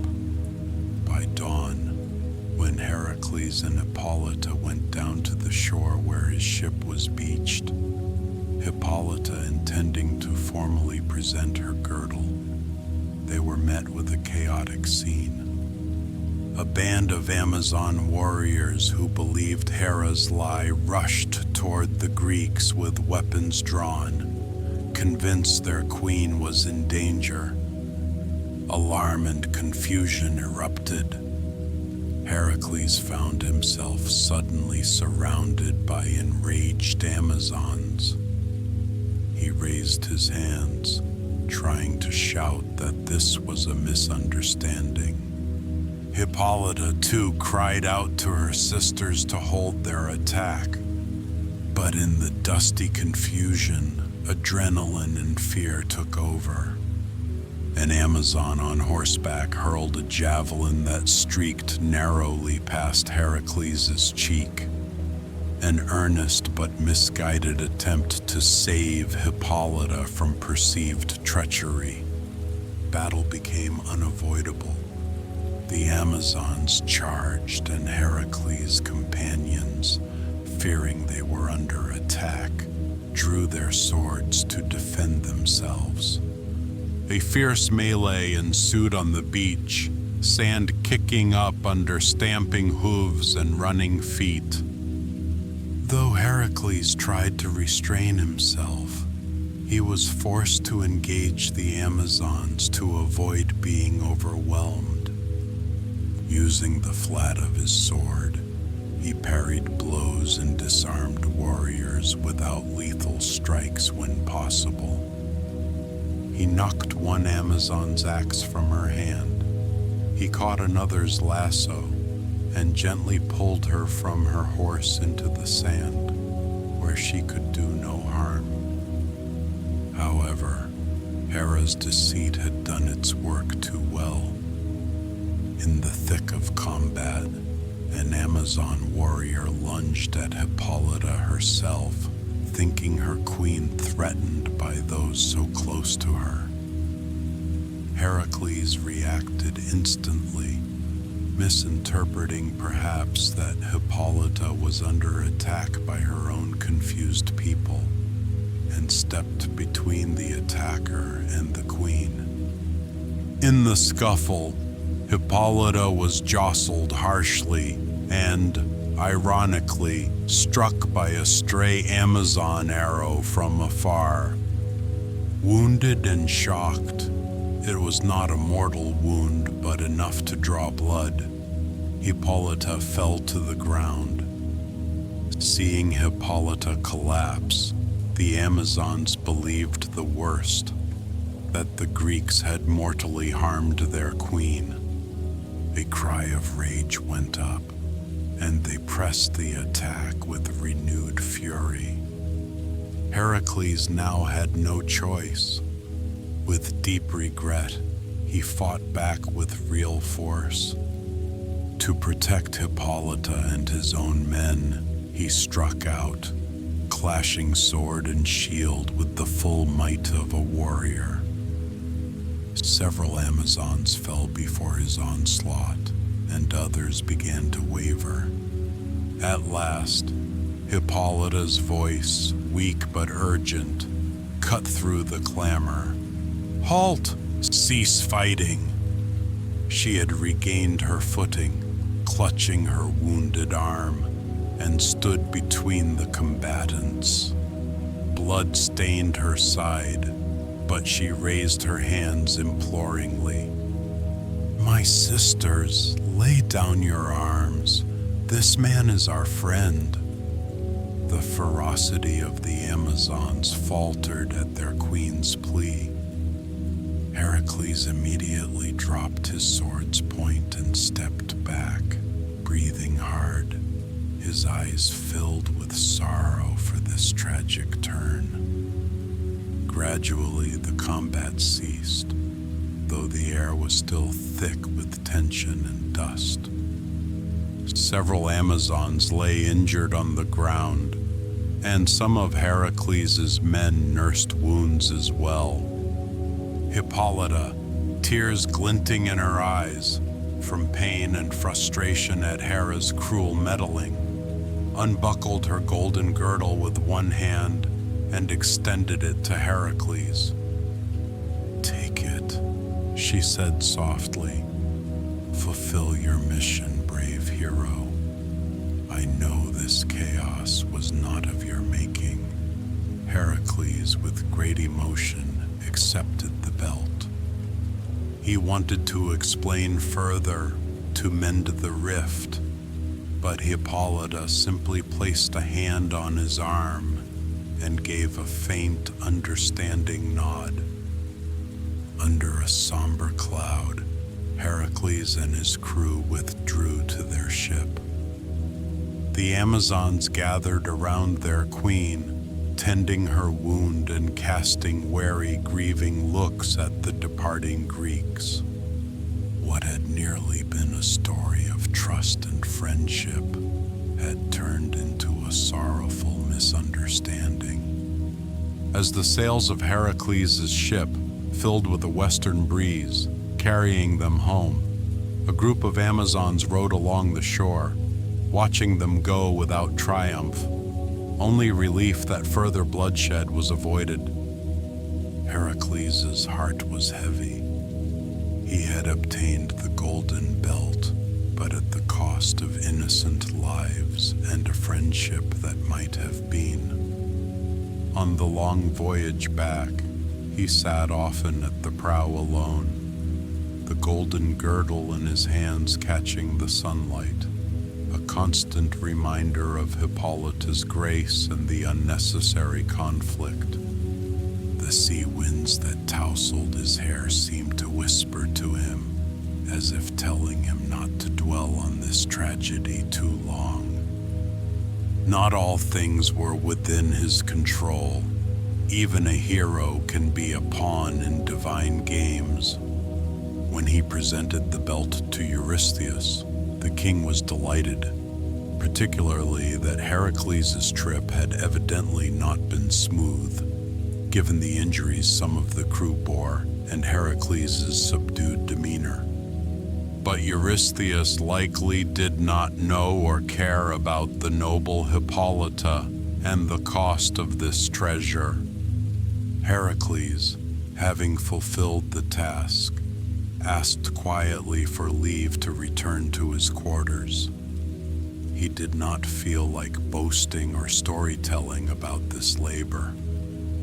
That night, he offered a sacrifice of pure white bread and sweet wine to Artemis and Apollo, praying for Hippolyta's swift healing and thanking the gods that the fight had ceased when it did. He hoped the Amazons would find it in their hearts to forgive the tragic error, and he cursed Hera's name under his breath for her malice. Though this labor ended on a note of sorrow, it also carried a valuable lesson for Heracles. The greatest battles sometimes are against pride, misunderstanding, and the schemes of others. He had maintained his honor and shown mercy where he could, and in the end, Hippolyta herself did not blame him. Perhaps, he thought, that was the small redemption in this sad tale. As he drifted to sleep on his cot, Heracles imagined Hippolyta once more astride her horse, healthy and strong, leading her warriors with wisdom. In his dream, she and her Amazons rode alongside him through a peaceful glade, golden belt shining at her waist, as if all were well again. He awoke with tears on his cheeks, but also with a steeled resolve to face his remaining labors with even more care and compassion, to avoid such tragic outcomes if at all possible. Only 3 labors remained, and the next would send him farther afield than ever, beyond the borders of the known world, to fetch the cattle of the giant Geryon from a red land beneath the setting sun. It would be an odyssey in itself. Wiping his eyes and taking a breath, Heracles rose before dawn. He strapped on his lion skin, hefted his club, and took up the golden apples of Apollo, which he had set out as an offering for good fortune. The eastern sky was turning pearly gray. A new day began, and with it, the hero continued his march toward redemption, one step of toil at a time. The 10th labor of Heracles was the most far-reaching yet, sending him to the very edge of the known world in search of the famed cattle of Geryon. Geryon was a fearsome giant who lived on the sunset island of Erythea far to the west, beyond the Great Sea. He was said to have 3 bodies fused at the waist, 3 heads, 6 arms, and he kept a magnificent herd of red cattle guarded by a 2-headed hound named Orthrus and a stalwart herdsman, Eurytion. Eurystheus demanded that Heracles steal this herd and bring it back, a task requiring a journey into the unknown. Heracles traversed lands and deserts for months, following the sun's path westward. He crossed scorching Libya, where the heat was so intense that in a moment of exasperation, Heracles shot an arrow at Helios, the sun in the sky. Instead of angering the sun god, this bold act made Helios admire Heracles' spirit. Helios kindly lent Heracles a great golden cup boat in which to sail across the open ocean. Thus, in Helios's glowing vessel, Heracles traversed the sea's horizon, traveling swiftly and safely toward Erythea, guided by the stars at night and the gentle favor of the sun by day. At the very western edge of the world, where evening always fell, Heracles reached the island home of Geryon. Dismarking from the golden cup, which Helios took back at the day's end, Heracles made his way onto Erytheia's shore. Almost immediately, he was confronted by Orthrus, the giant watchdog with two snarling heads. The beast lunged, but Heracles dispatched it with a single blow of his club. Next came the herdsman Eurytion, rushing to protect the cattle. Heracles, pitying his loyalty but resolute, struck him down as well, albeit without relish. Before the alarms died out, the ground shook with the pounding of many hooves, and another, heavier impact. Geryon himself had appeared, alerted by the commotion. The giant was fearsome to behold. 3 towering bodies joined into one, each armed and moving in unison. He bore 3 spears and 3 shields, and let out a triple bellow of rage upon seeing his hound and herder slain. Without hesitation, Geryon charged at Heracles to exact vengeance. But Heracles, standing amid the crimson cattle, was already knocking an arrow to his bowstring. He drew it back with all his strength and let fly a shaft that he had coated in the Hydra's venom. The arrow whistled true and struck Geryon where his 3 bodies met. The venom worked instantly. The giant's charge faltered. All 3 of Geryon's faces grimaced in pain and shock as his massive form toppled like a felled oak, shaking the isle as it hit the ground. Geryon lay still. His life, as mighty as it was, had ended in a single decisive moment. Heracles was somber as he watched the giant fall. With respectful silence, he offered a brief prayer for the souls of Eurytion and even Geryon, whose only crime had been defending what was his. But there was no time to linger. Heracles gathered the splendid red cattle, dozens upon dozens of them with hides shining like burnished copper, and began driving them toward the east. In those days, returning from the end of the world was as daunting as getting there. To commemorate his journey, Heracles raised 2 great pillars of rock at the narrow strait between Europe and Africa as he passed, markers of the world's edge that would forever be known as the Pillars of Hercules.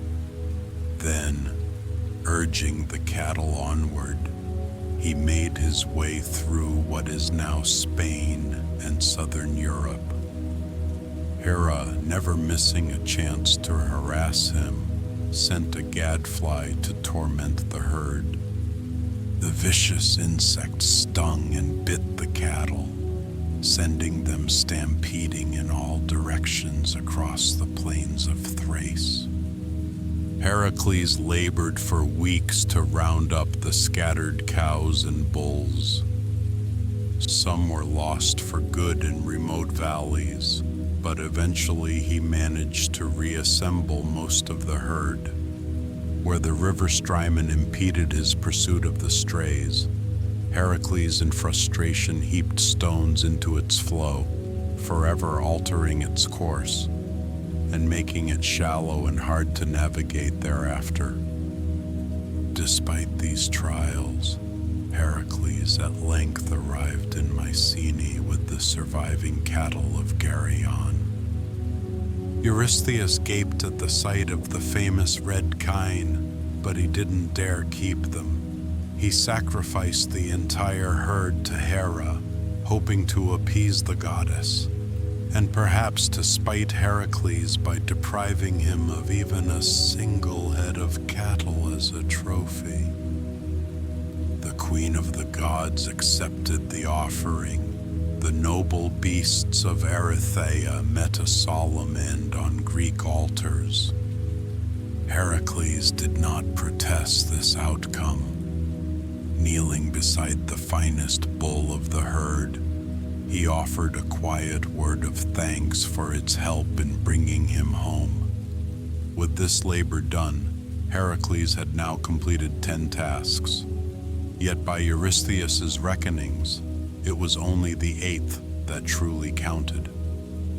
The disputes over the Hydra and Augean stable labors meant Eurystheus demanded 2 more feats to reach the agreed 12. Heracles, bone-tired from his travels but unbowed in spirit, nodded in acceptance. The king then proclaimed the next task. Heracles was to seek the fabled golden apples of the Hesperides, the sacred fruits that grew at the world's westernmost garden. That night, Heracles camped outside Mycenae's walls, tending a small fire. He roasted a bit of beef from his own rations, for he took none of Geryon's cattle for himself, and gazed up at the stars. Somewhere beyond that horizon lay a mystical garden, and beyond it perhaps even the answer to the sorrow and burdens he carried. The flames crackled gently as a cool breeze brought the faint scent of the distant ocean. Though weary, Heracles felt a spark of determination glow within him. He wrapped himself in the lion skin and drifted into a well-earned sleep, knowing tomorrow he would once more venture into the unknown. This time not for a fearsome beast or a tyrant's whim, but for something truly precious and possibly guarded by the gods themselves. When dawn broke, Heracles set out on the 11th labor, a quest for the golden apples of the Hesperides. These were mystical fruits of pure gold, kept in a secret garden at the far western edge of the world. The apples were sacred to Zeus and Hera, and they grew on a tree guarded by a fearsome dragon named Ladon, and tended by nymphs known as the Hesperides, daughters of the evening star. Acquiring these apples would not only require reaching that distant realm, but also finding a way past their formidable guardians. Heracles traveled great distances in search of the garden, for no map marked its location. He wandered through many lands, seeking anyone or anything that could guide him. Along the way, he met challenges that would have daunted lesser heroes. In one region, a band of robbers and a hostile king tried to waylay him, but Heracles dealt with them swiftly, determined not to be delayed on his long journey. In another, he crossed scorching deserts where the sun beat down mercilessly. In a bout of frustration, he shot an arrow at Helios himself, and Helios, amused and impressed, lent Heracles a magical golden cup in which to sail the rest of the way.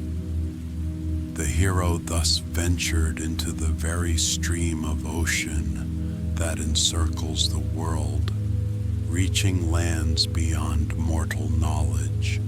As he journeyed through the Caucasus Mountains, Heracles came upon an awe-inspiring and tragic sight. High on a craggy peak, the Titan Prometheus was chained to the rocks. punishment from Zeus for having given fire to humanity. Each day a great eagle swooped down to peck out Prometheus's liver, and each night, being immortal, Prometheus would heal only to face the torture again come morning. Heracles' heart ached at the endless suffering of the kind Titan. Taking pity, and perhaps knowing this deed would please Zeus enough to permit it, Heracles scaled the mountain and with a well-aimed arrow slew the monstrous eagle. Then, using his colossal strength, he shattered Prometheus's chains. Freed after countless centuries, Prometheus was profoundly grateful. In return, he offered Heracles guidance for the task ahead. Do not try to pick the apples yourself, Prometheus advised, for he knew the ways of the gods. Instead, seek out my brother Atlas, who stands at the western edge of the world holding the sky on his shoulders. He knows the garden well. Offer to bear his burden for a time and ask him to fetch the apples for you. Only a Titan can safely approach the tree and the dragon laid on. Heracles thanked Prometheus for this wise counsel. He also learned from the Titan that the noble centaur Chiron, whom Heracles had wounded by accident, still suffered interminably from the Hydra's poison. Out of compassion for Prometheus and an inability to bear his pain, Chiron had voluntarily surrendered his immortality to Zeus, choosing to die so that Prometheus could be unbound. This meant Chiron's spirit finally found peace in the underworld, and Prometheus was allowed to go free. Upon hearing this, Heracles felt both sadness and relief. Chiron's torment was over, and the selfless centaur's sacrifice had saved another. He silently vowed to honor Chiron's memory in completing the labors virtuously. With Prometheus's directions in mind, Heracles continued on to the very rim of the world. After a long trek, he arrived in the realm of Atlas. He could sense it before he saw it. The sky felt closer, pressing down, and the air shimmered with a kind of otherworldly weight. And there he was, Atlas, a towering Titan, standing knee-deep in the earth, arms and shoulders raised high, supporting the vast dome of the heavens upon his back. Muscles like great ridges stood out on Atlas's body, and sweat like dew glistened on his brow. Nearby blossomed the enchanted garden of the Hesperides, an idyllic orchard with lush green trees and clusters of blooms. At its center grew one tree taller and more radiant than the rest, its leaves glittering as if each were forged of emerald, and hanging from its boughs were the golden apples, 3 or 4 of them visible from where Heracles stood, shining like miniature suns. Around the base of this tree sprawled Ladon, the dragon, a serpent as thick as an oak's trunk, with 100 heads, so it was said, that never all slept at once, making it an ever-vigilant guard. The 3 Hesperides nymphs, Aegle, Erythea, and Hesperia, were picking flowers by a stream, singing a soft song in the evening light, untroubled for the moment. Heracles approached Atlas, who turned his weary eyes toward the hero. that the three Hesperides nymphs, Aegle, Erythea, and Hesperia, were picking flowers by a stream, singing a soft song in the evening light, untroubled for the moment. Atlas shifted the heavens slightly on his back, causing a gentle tremor in the distant clouds, and listened. Upon hearing Heracles' proposal, that Atlas relinquished the sky to Heracles for a short while and retrieved the apples on his behalf, a spark of hope kindled in the Titan's eyes. To lay down this crushing burden, if only for a moment, was an offer almost too good to be true. Atlas agreed. Carefully, with much grunting and positioning, Atlas guided Heracles into place.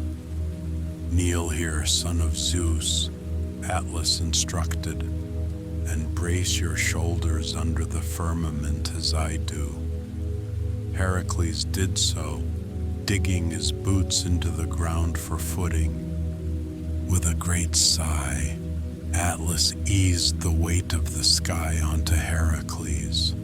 Suddenly, the hero felt an unimaginable pressure descend upon him. It was as though the universe itself were trying to squeeze him flat. Every muscle in his body roared with strain. His knees buckled for a moment, but Atlas helped him adjust, and soon Heracles bore the celestial weight solidly. He could feel the cool of the night sky, the distant pinpricks of stars swirling above, the immense silent pressure of infinity. It was a sensation of awe, as if he held all of existence in his hands, and in truth, in that moment, he did.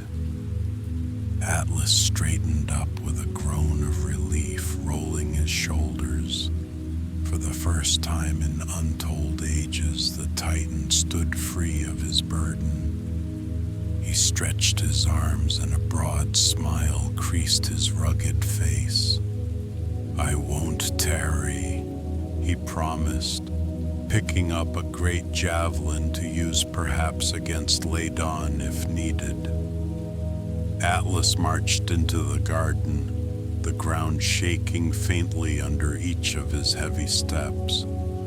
The nymphs greeted their father with surprise and delight, dancing around his legs. Atlas gently brushed them aside. Striding to the golden tree, he confronted Ladon. The many-headed dragon hissed and reared, but Atlas, immune to its deadly poison and tremendous in stature, simply reached out and pinched a few of its necks in his massive hand, distracting the beast while he used the other hand to pluck not 2 but 3 of the shining apples. He thought perhaps to keep one for himself beyond the labor's requirement. The dragon writhed but could do little against a titan of Atlas's strength. Soon, Atlas had the apples tucked in the crook of his arm. He lumbered back out of the garden, the nymphs trailing curiously. Meanwhile, Heracles endured under the sky's immeasurable weight, each second an eternity. His vision blurred, sweat poured down his face and back, and his legs felt rooted to the core of the earth. Every joint cried out. He thought of his family lost, of the crimes he sought to expiate. This suffering, he told himself, was part of that penance, and he would hold it as long as needed if it meant a clean soul at the end. Still, when he glimpsed Atlas returning, apples in hand, a triumphant spring in his step, relief flooded him. Atlas set the 3 apples on the grass and grinned. "Well done, Heracles," he boomed. "As I suspected, only a hero such as you could manage that. Now, about delivering these apples. You know, I have been thinking, how about I carry them to Eurystheus myself, and you remain here for some time longer? I find I'm not eager to resume my old burden." The Titan's eyes glinted slyly. Tasting freedom had ignited a selfish idea. Heracles' heart skipped, and his shoulders nearly buckled at the thought that Atlas might truly leave him here holding up the sky forever. But he did not become the greatest of heroes by panic. Quickly, he composed himself and responded in an even tone. "Why, that's a generous offer, Atlas. I was indeed thinking it would be difficult to travel with the sky on my back. But please, just a moment. Could you hold this a second? I need to place a pad on my shoulders. The weight is chafing me terribly, and I wouldn't want to move forward only to falter because of a torn muscle." Atlas, prideful and not the brightest of Titans, agreed readily. "Certainly," he rumbled, stepping back into position. After all, why not help the hero adjust if he was going to trick him into staying there? Gently, Heracles maneuvered out from under the edge of the heavens, and Atlas took it back onto his own shoulders, easing Heracles' discomfort. The instant Atlas settled once more under the cosmic load, Heracles swiftly picked up the 3 golden apples from the grass. He gave Atlas a friendly smile. "Thank you, friend," said Heracles. "But on second thought, I believe I'll take these to Eurystheus myself. Farewell." Atlas blinked in surprise, realizing he'd been duped. He let out a thunderous growl, but Heracles was already on his way, apples safely in hand. The Titan was left with nothing but the familiar crushing weight of the sky and a bitter lesson about underestimating mortals. Heracles left the Atlas land with haste. Though weary from the trial, he was invigorated by his success and, truth be told, amused by how neatly he'd turned the tables on the Titan. Some legends say Athena herself helped transport Heracles and the apples back to Greece in the blink of an eye, seeing that the hero should not be further fatigued after proving himself so completely. However it happened, Heracles returned to Mycenae still in possession of the sacred fruits.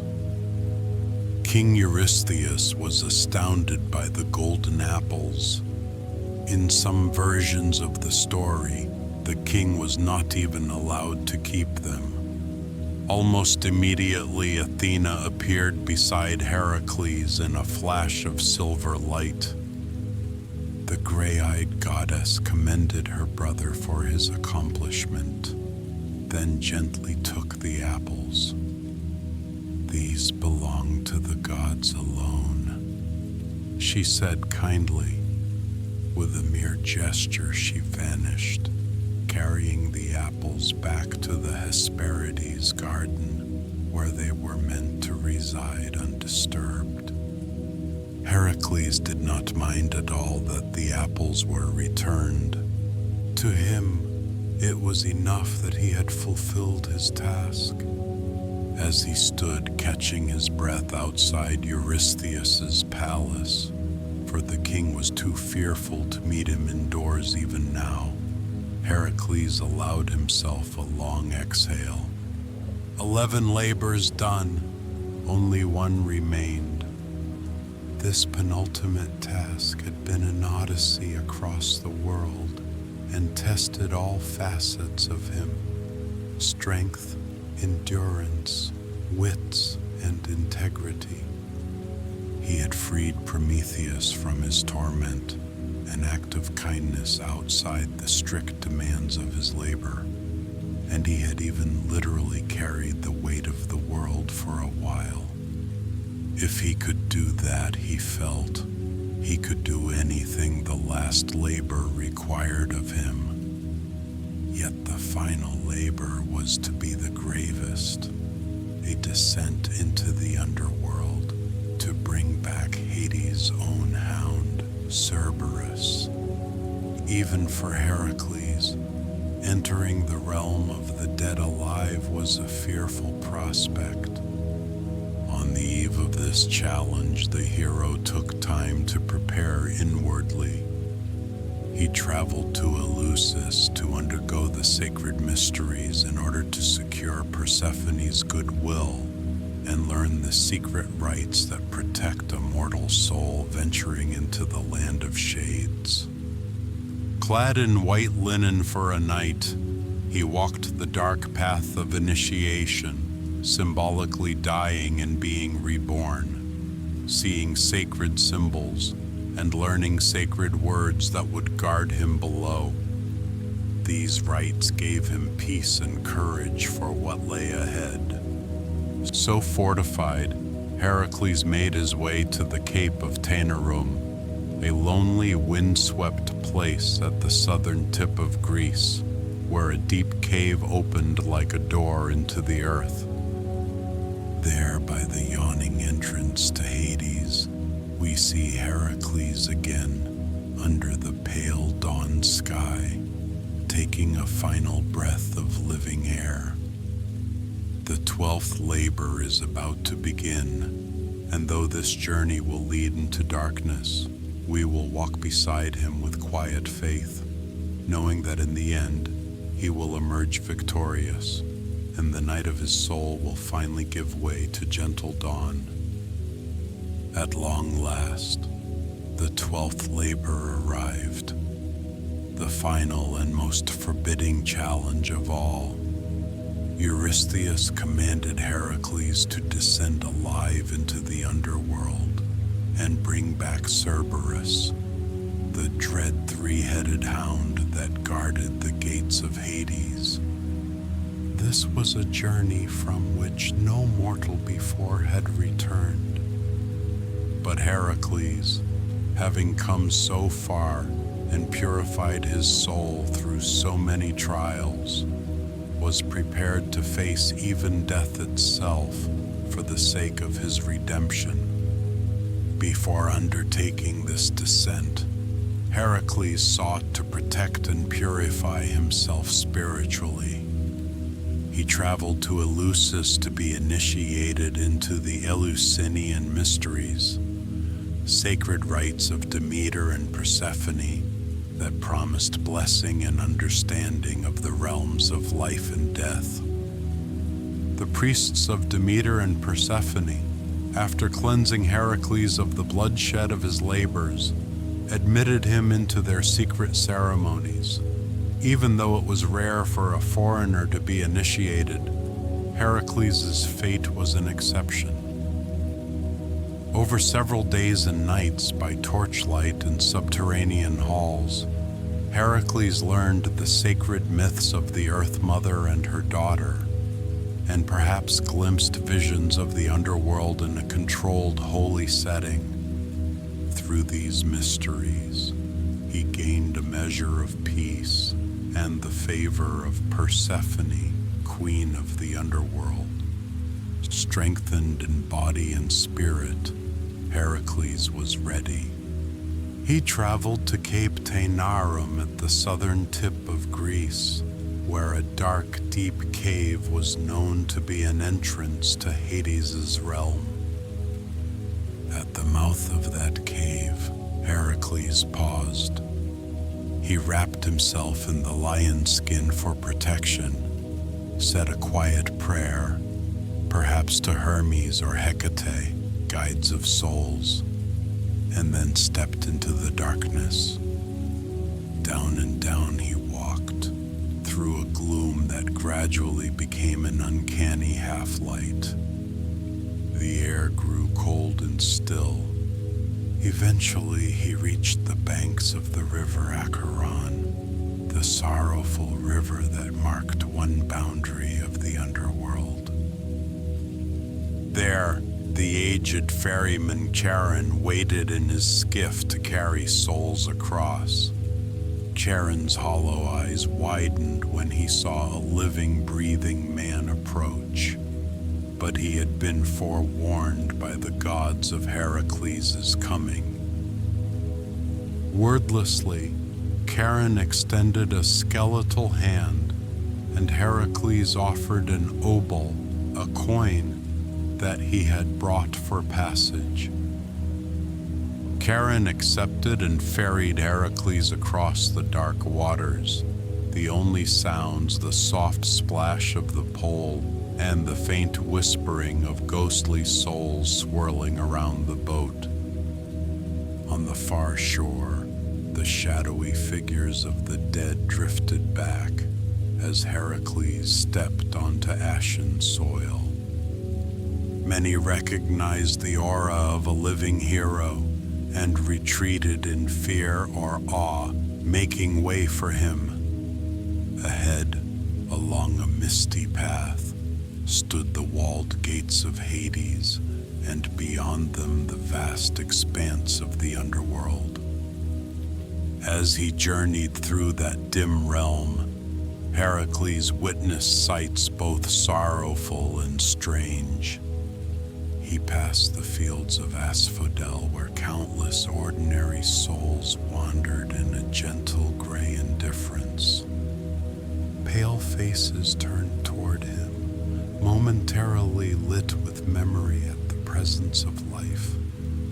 Some distance away, he glimpsed the black citadel of Hades and Persephone, but he did not venture there directly. His goal lay at the gates, where Cerberus prowled.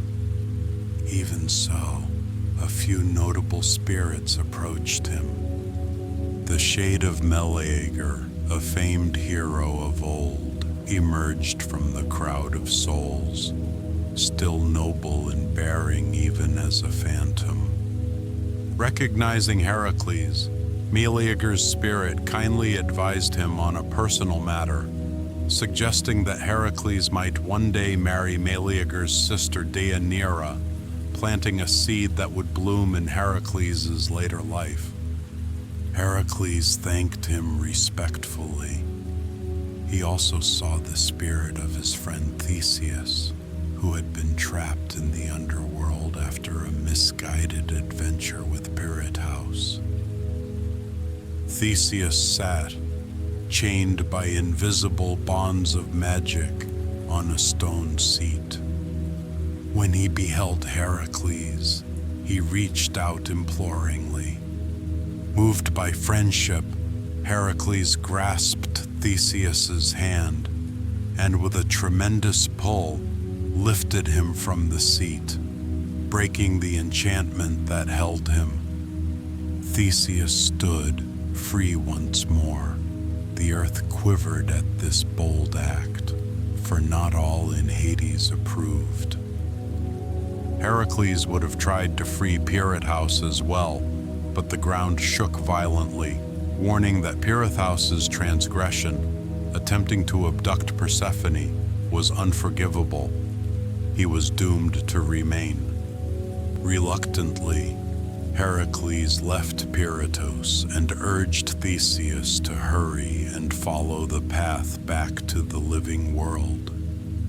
Heracles also encountered the spirit herdsman Menoetes, who tended Hades' ghostly cattle near a dark lake. Menoetes challenged Heracles, threatening him for trespassing. The two grappled in silence among the spectral herd. Even in death, Menoetes had some strength, but Heracles's was greater. He squeezed the phantom herdsman in a bear hug, breaking his ribs with a resounding crack.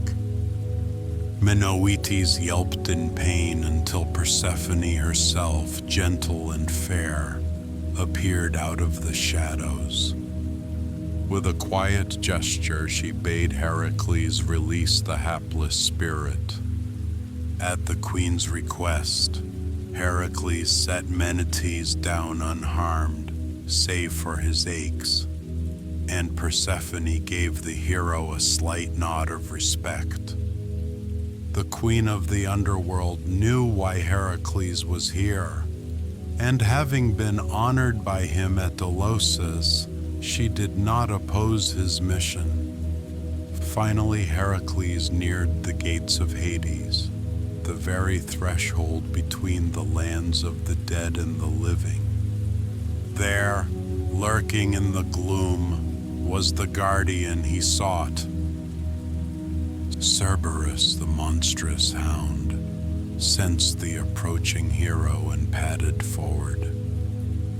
Each of the creature's 3 heads was fearsome, broad-muzzled with razor teeth, and backed by a mane of coiling snakes. The dog's eyes glowed like embers in the dark. At the sight of a living man, all 3 heads snarled and barked, a hideous cacophony that made even spirits nearby cower. Having been warned that no sword or spear must touch Cerberus, for Hades allowed Heracles to attempt this capture only if he used his bare hands, Heracles dropped any offensive weapons, carrying only the lion skin draped over his arm as a shield. Stepping into the guard dog's lair, he met Cerberus's glowing red gaze. "Hail, mighty Cerberus," he said in a steady, calm voice.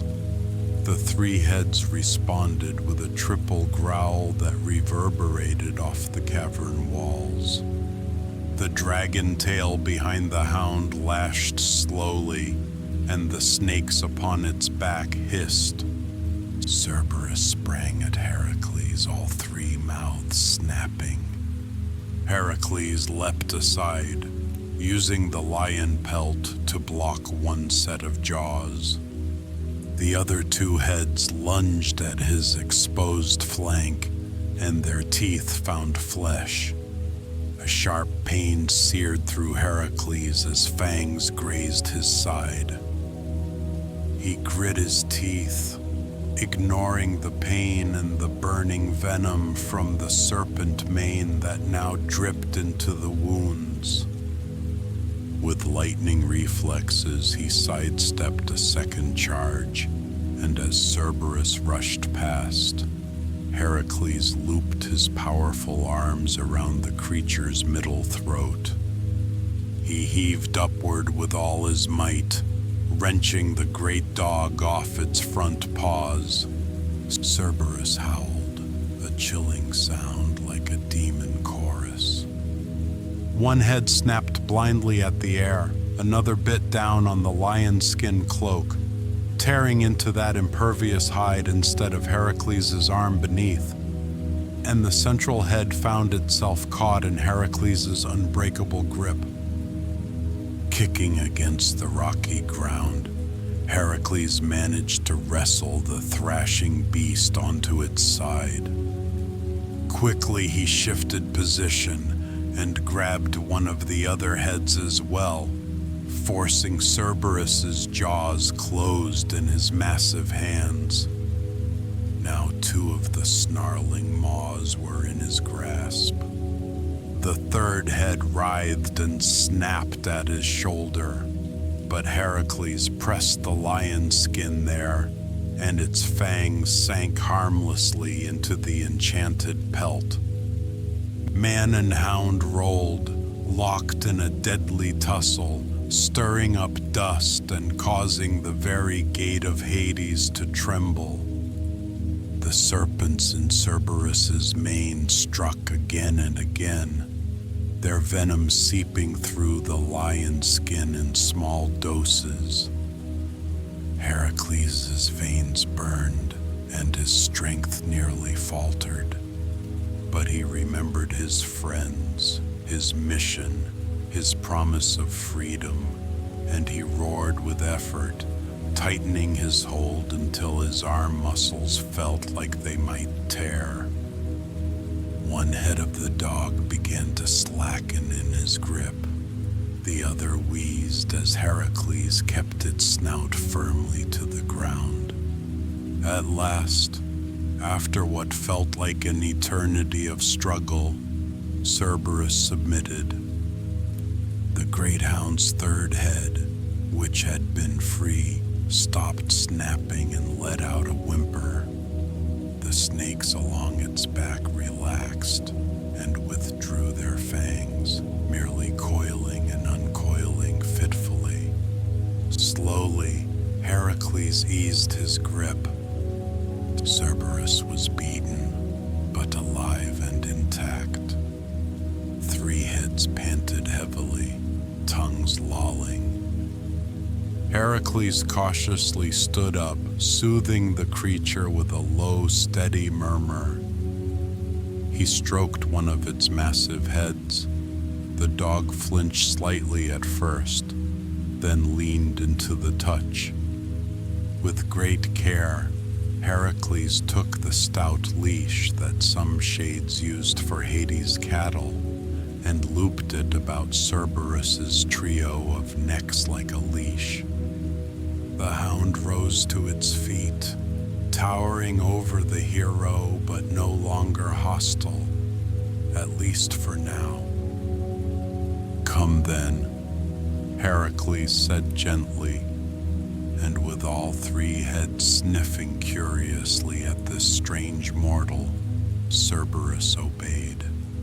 There was a silent wonder among the watching spirits as Heracles led the subdued guardian through the underworld.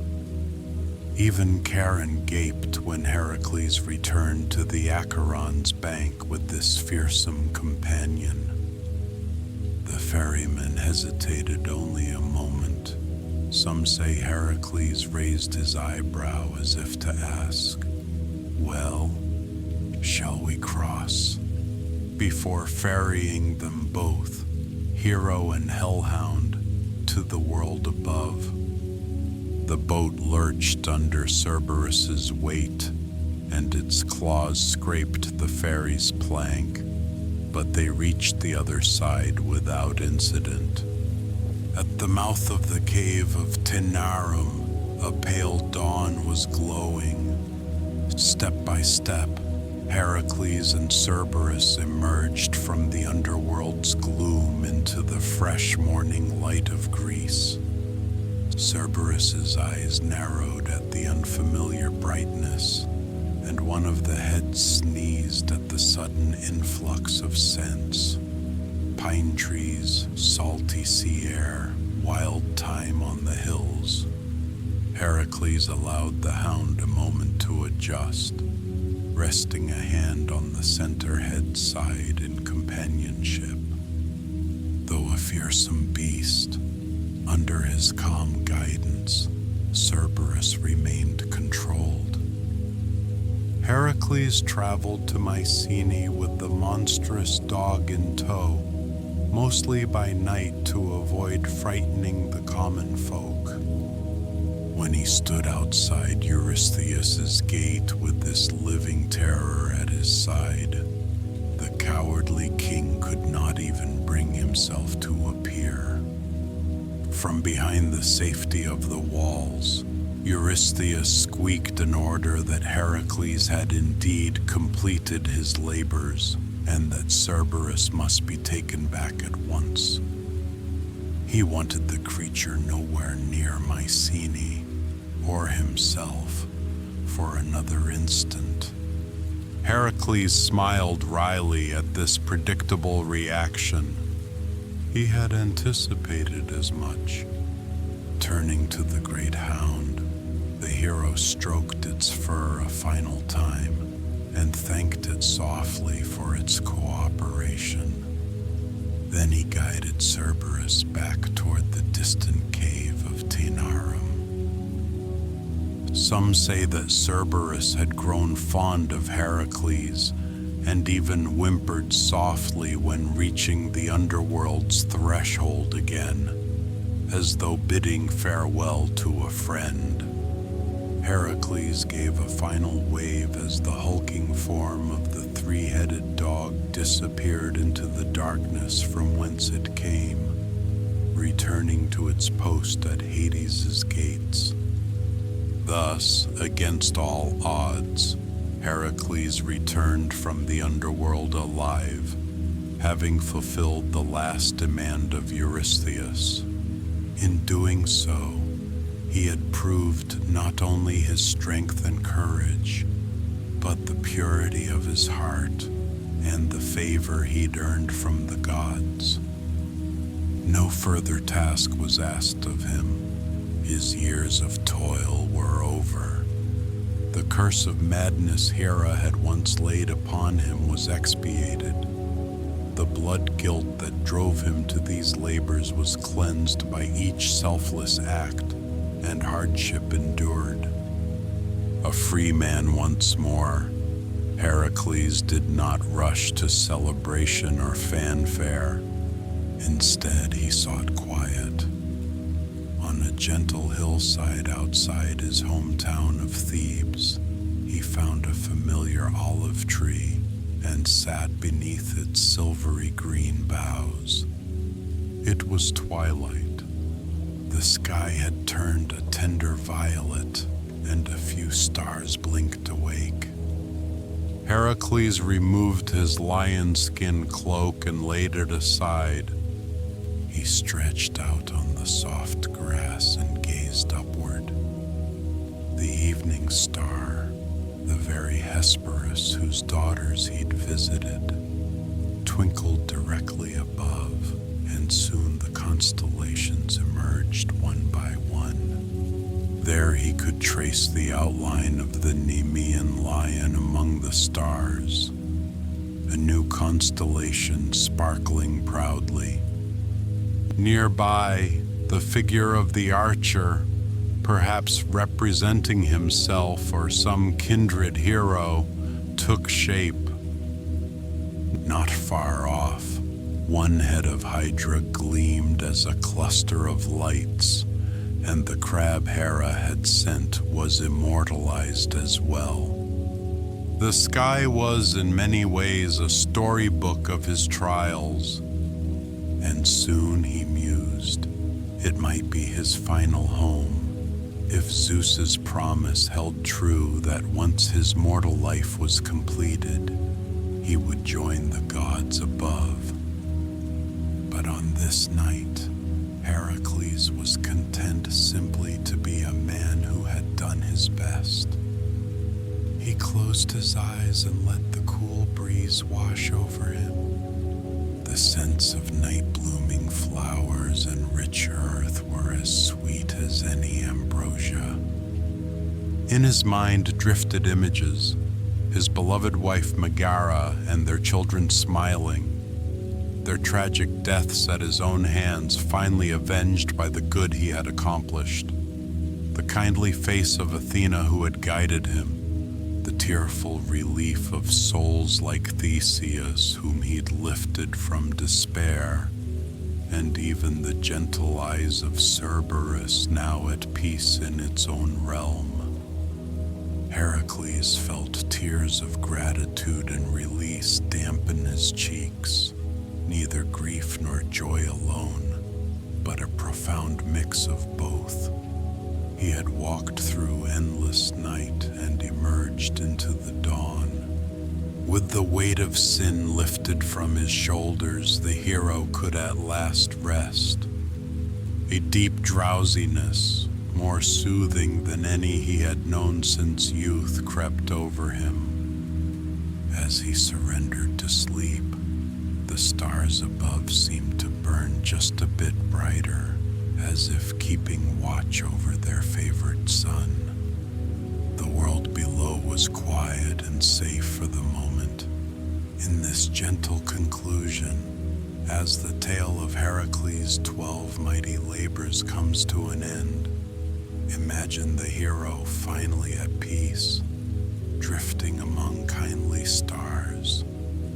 His burdens have been lifted, and a deep calm surrounds him, just as it now surrounds you. Take a long, slow breath and feel the tranquility of this moment. May the courage, hope, and serenity found in Heracles' journey wrap around you tonight. Now, like the great hero resting under the endless sky, you too can let go of any remaining worries and surrender to a soft and soothing slumber. Sleep well, dear listener, and sweet dreams.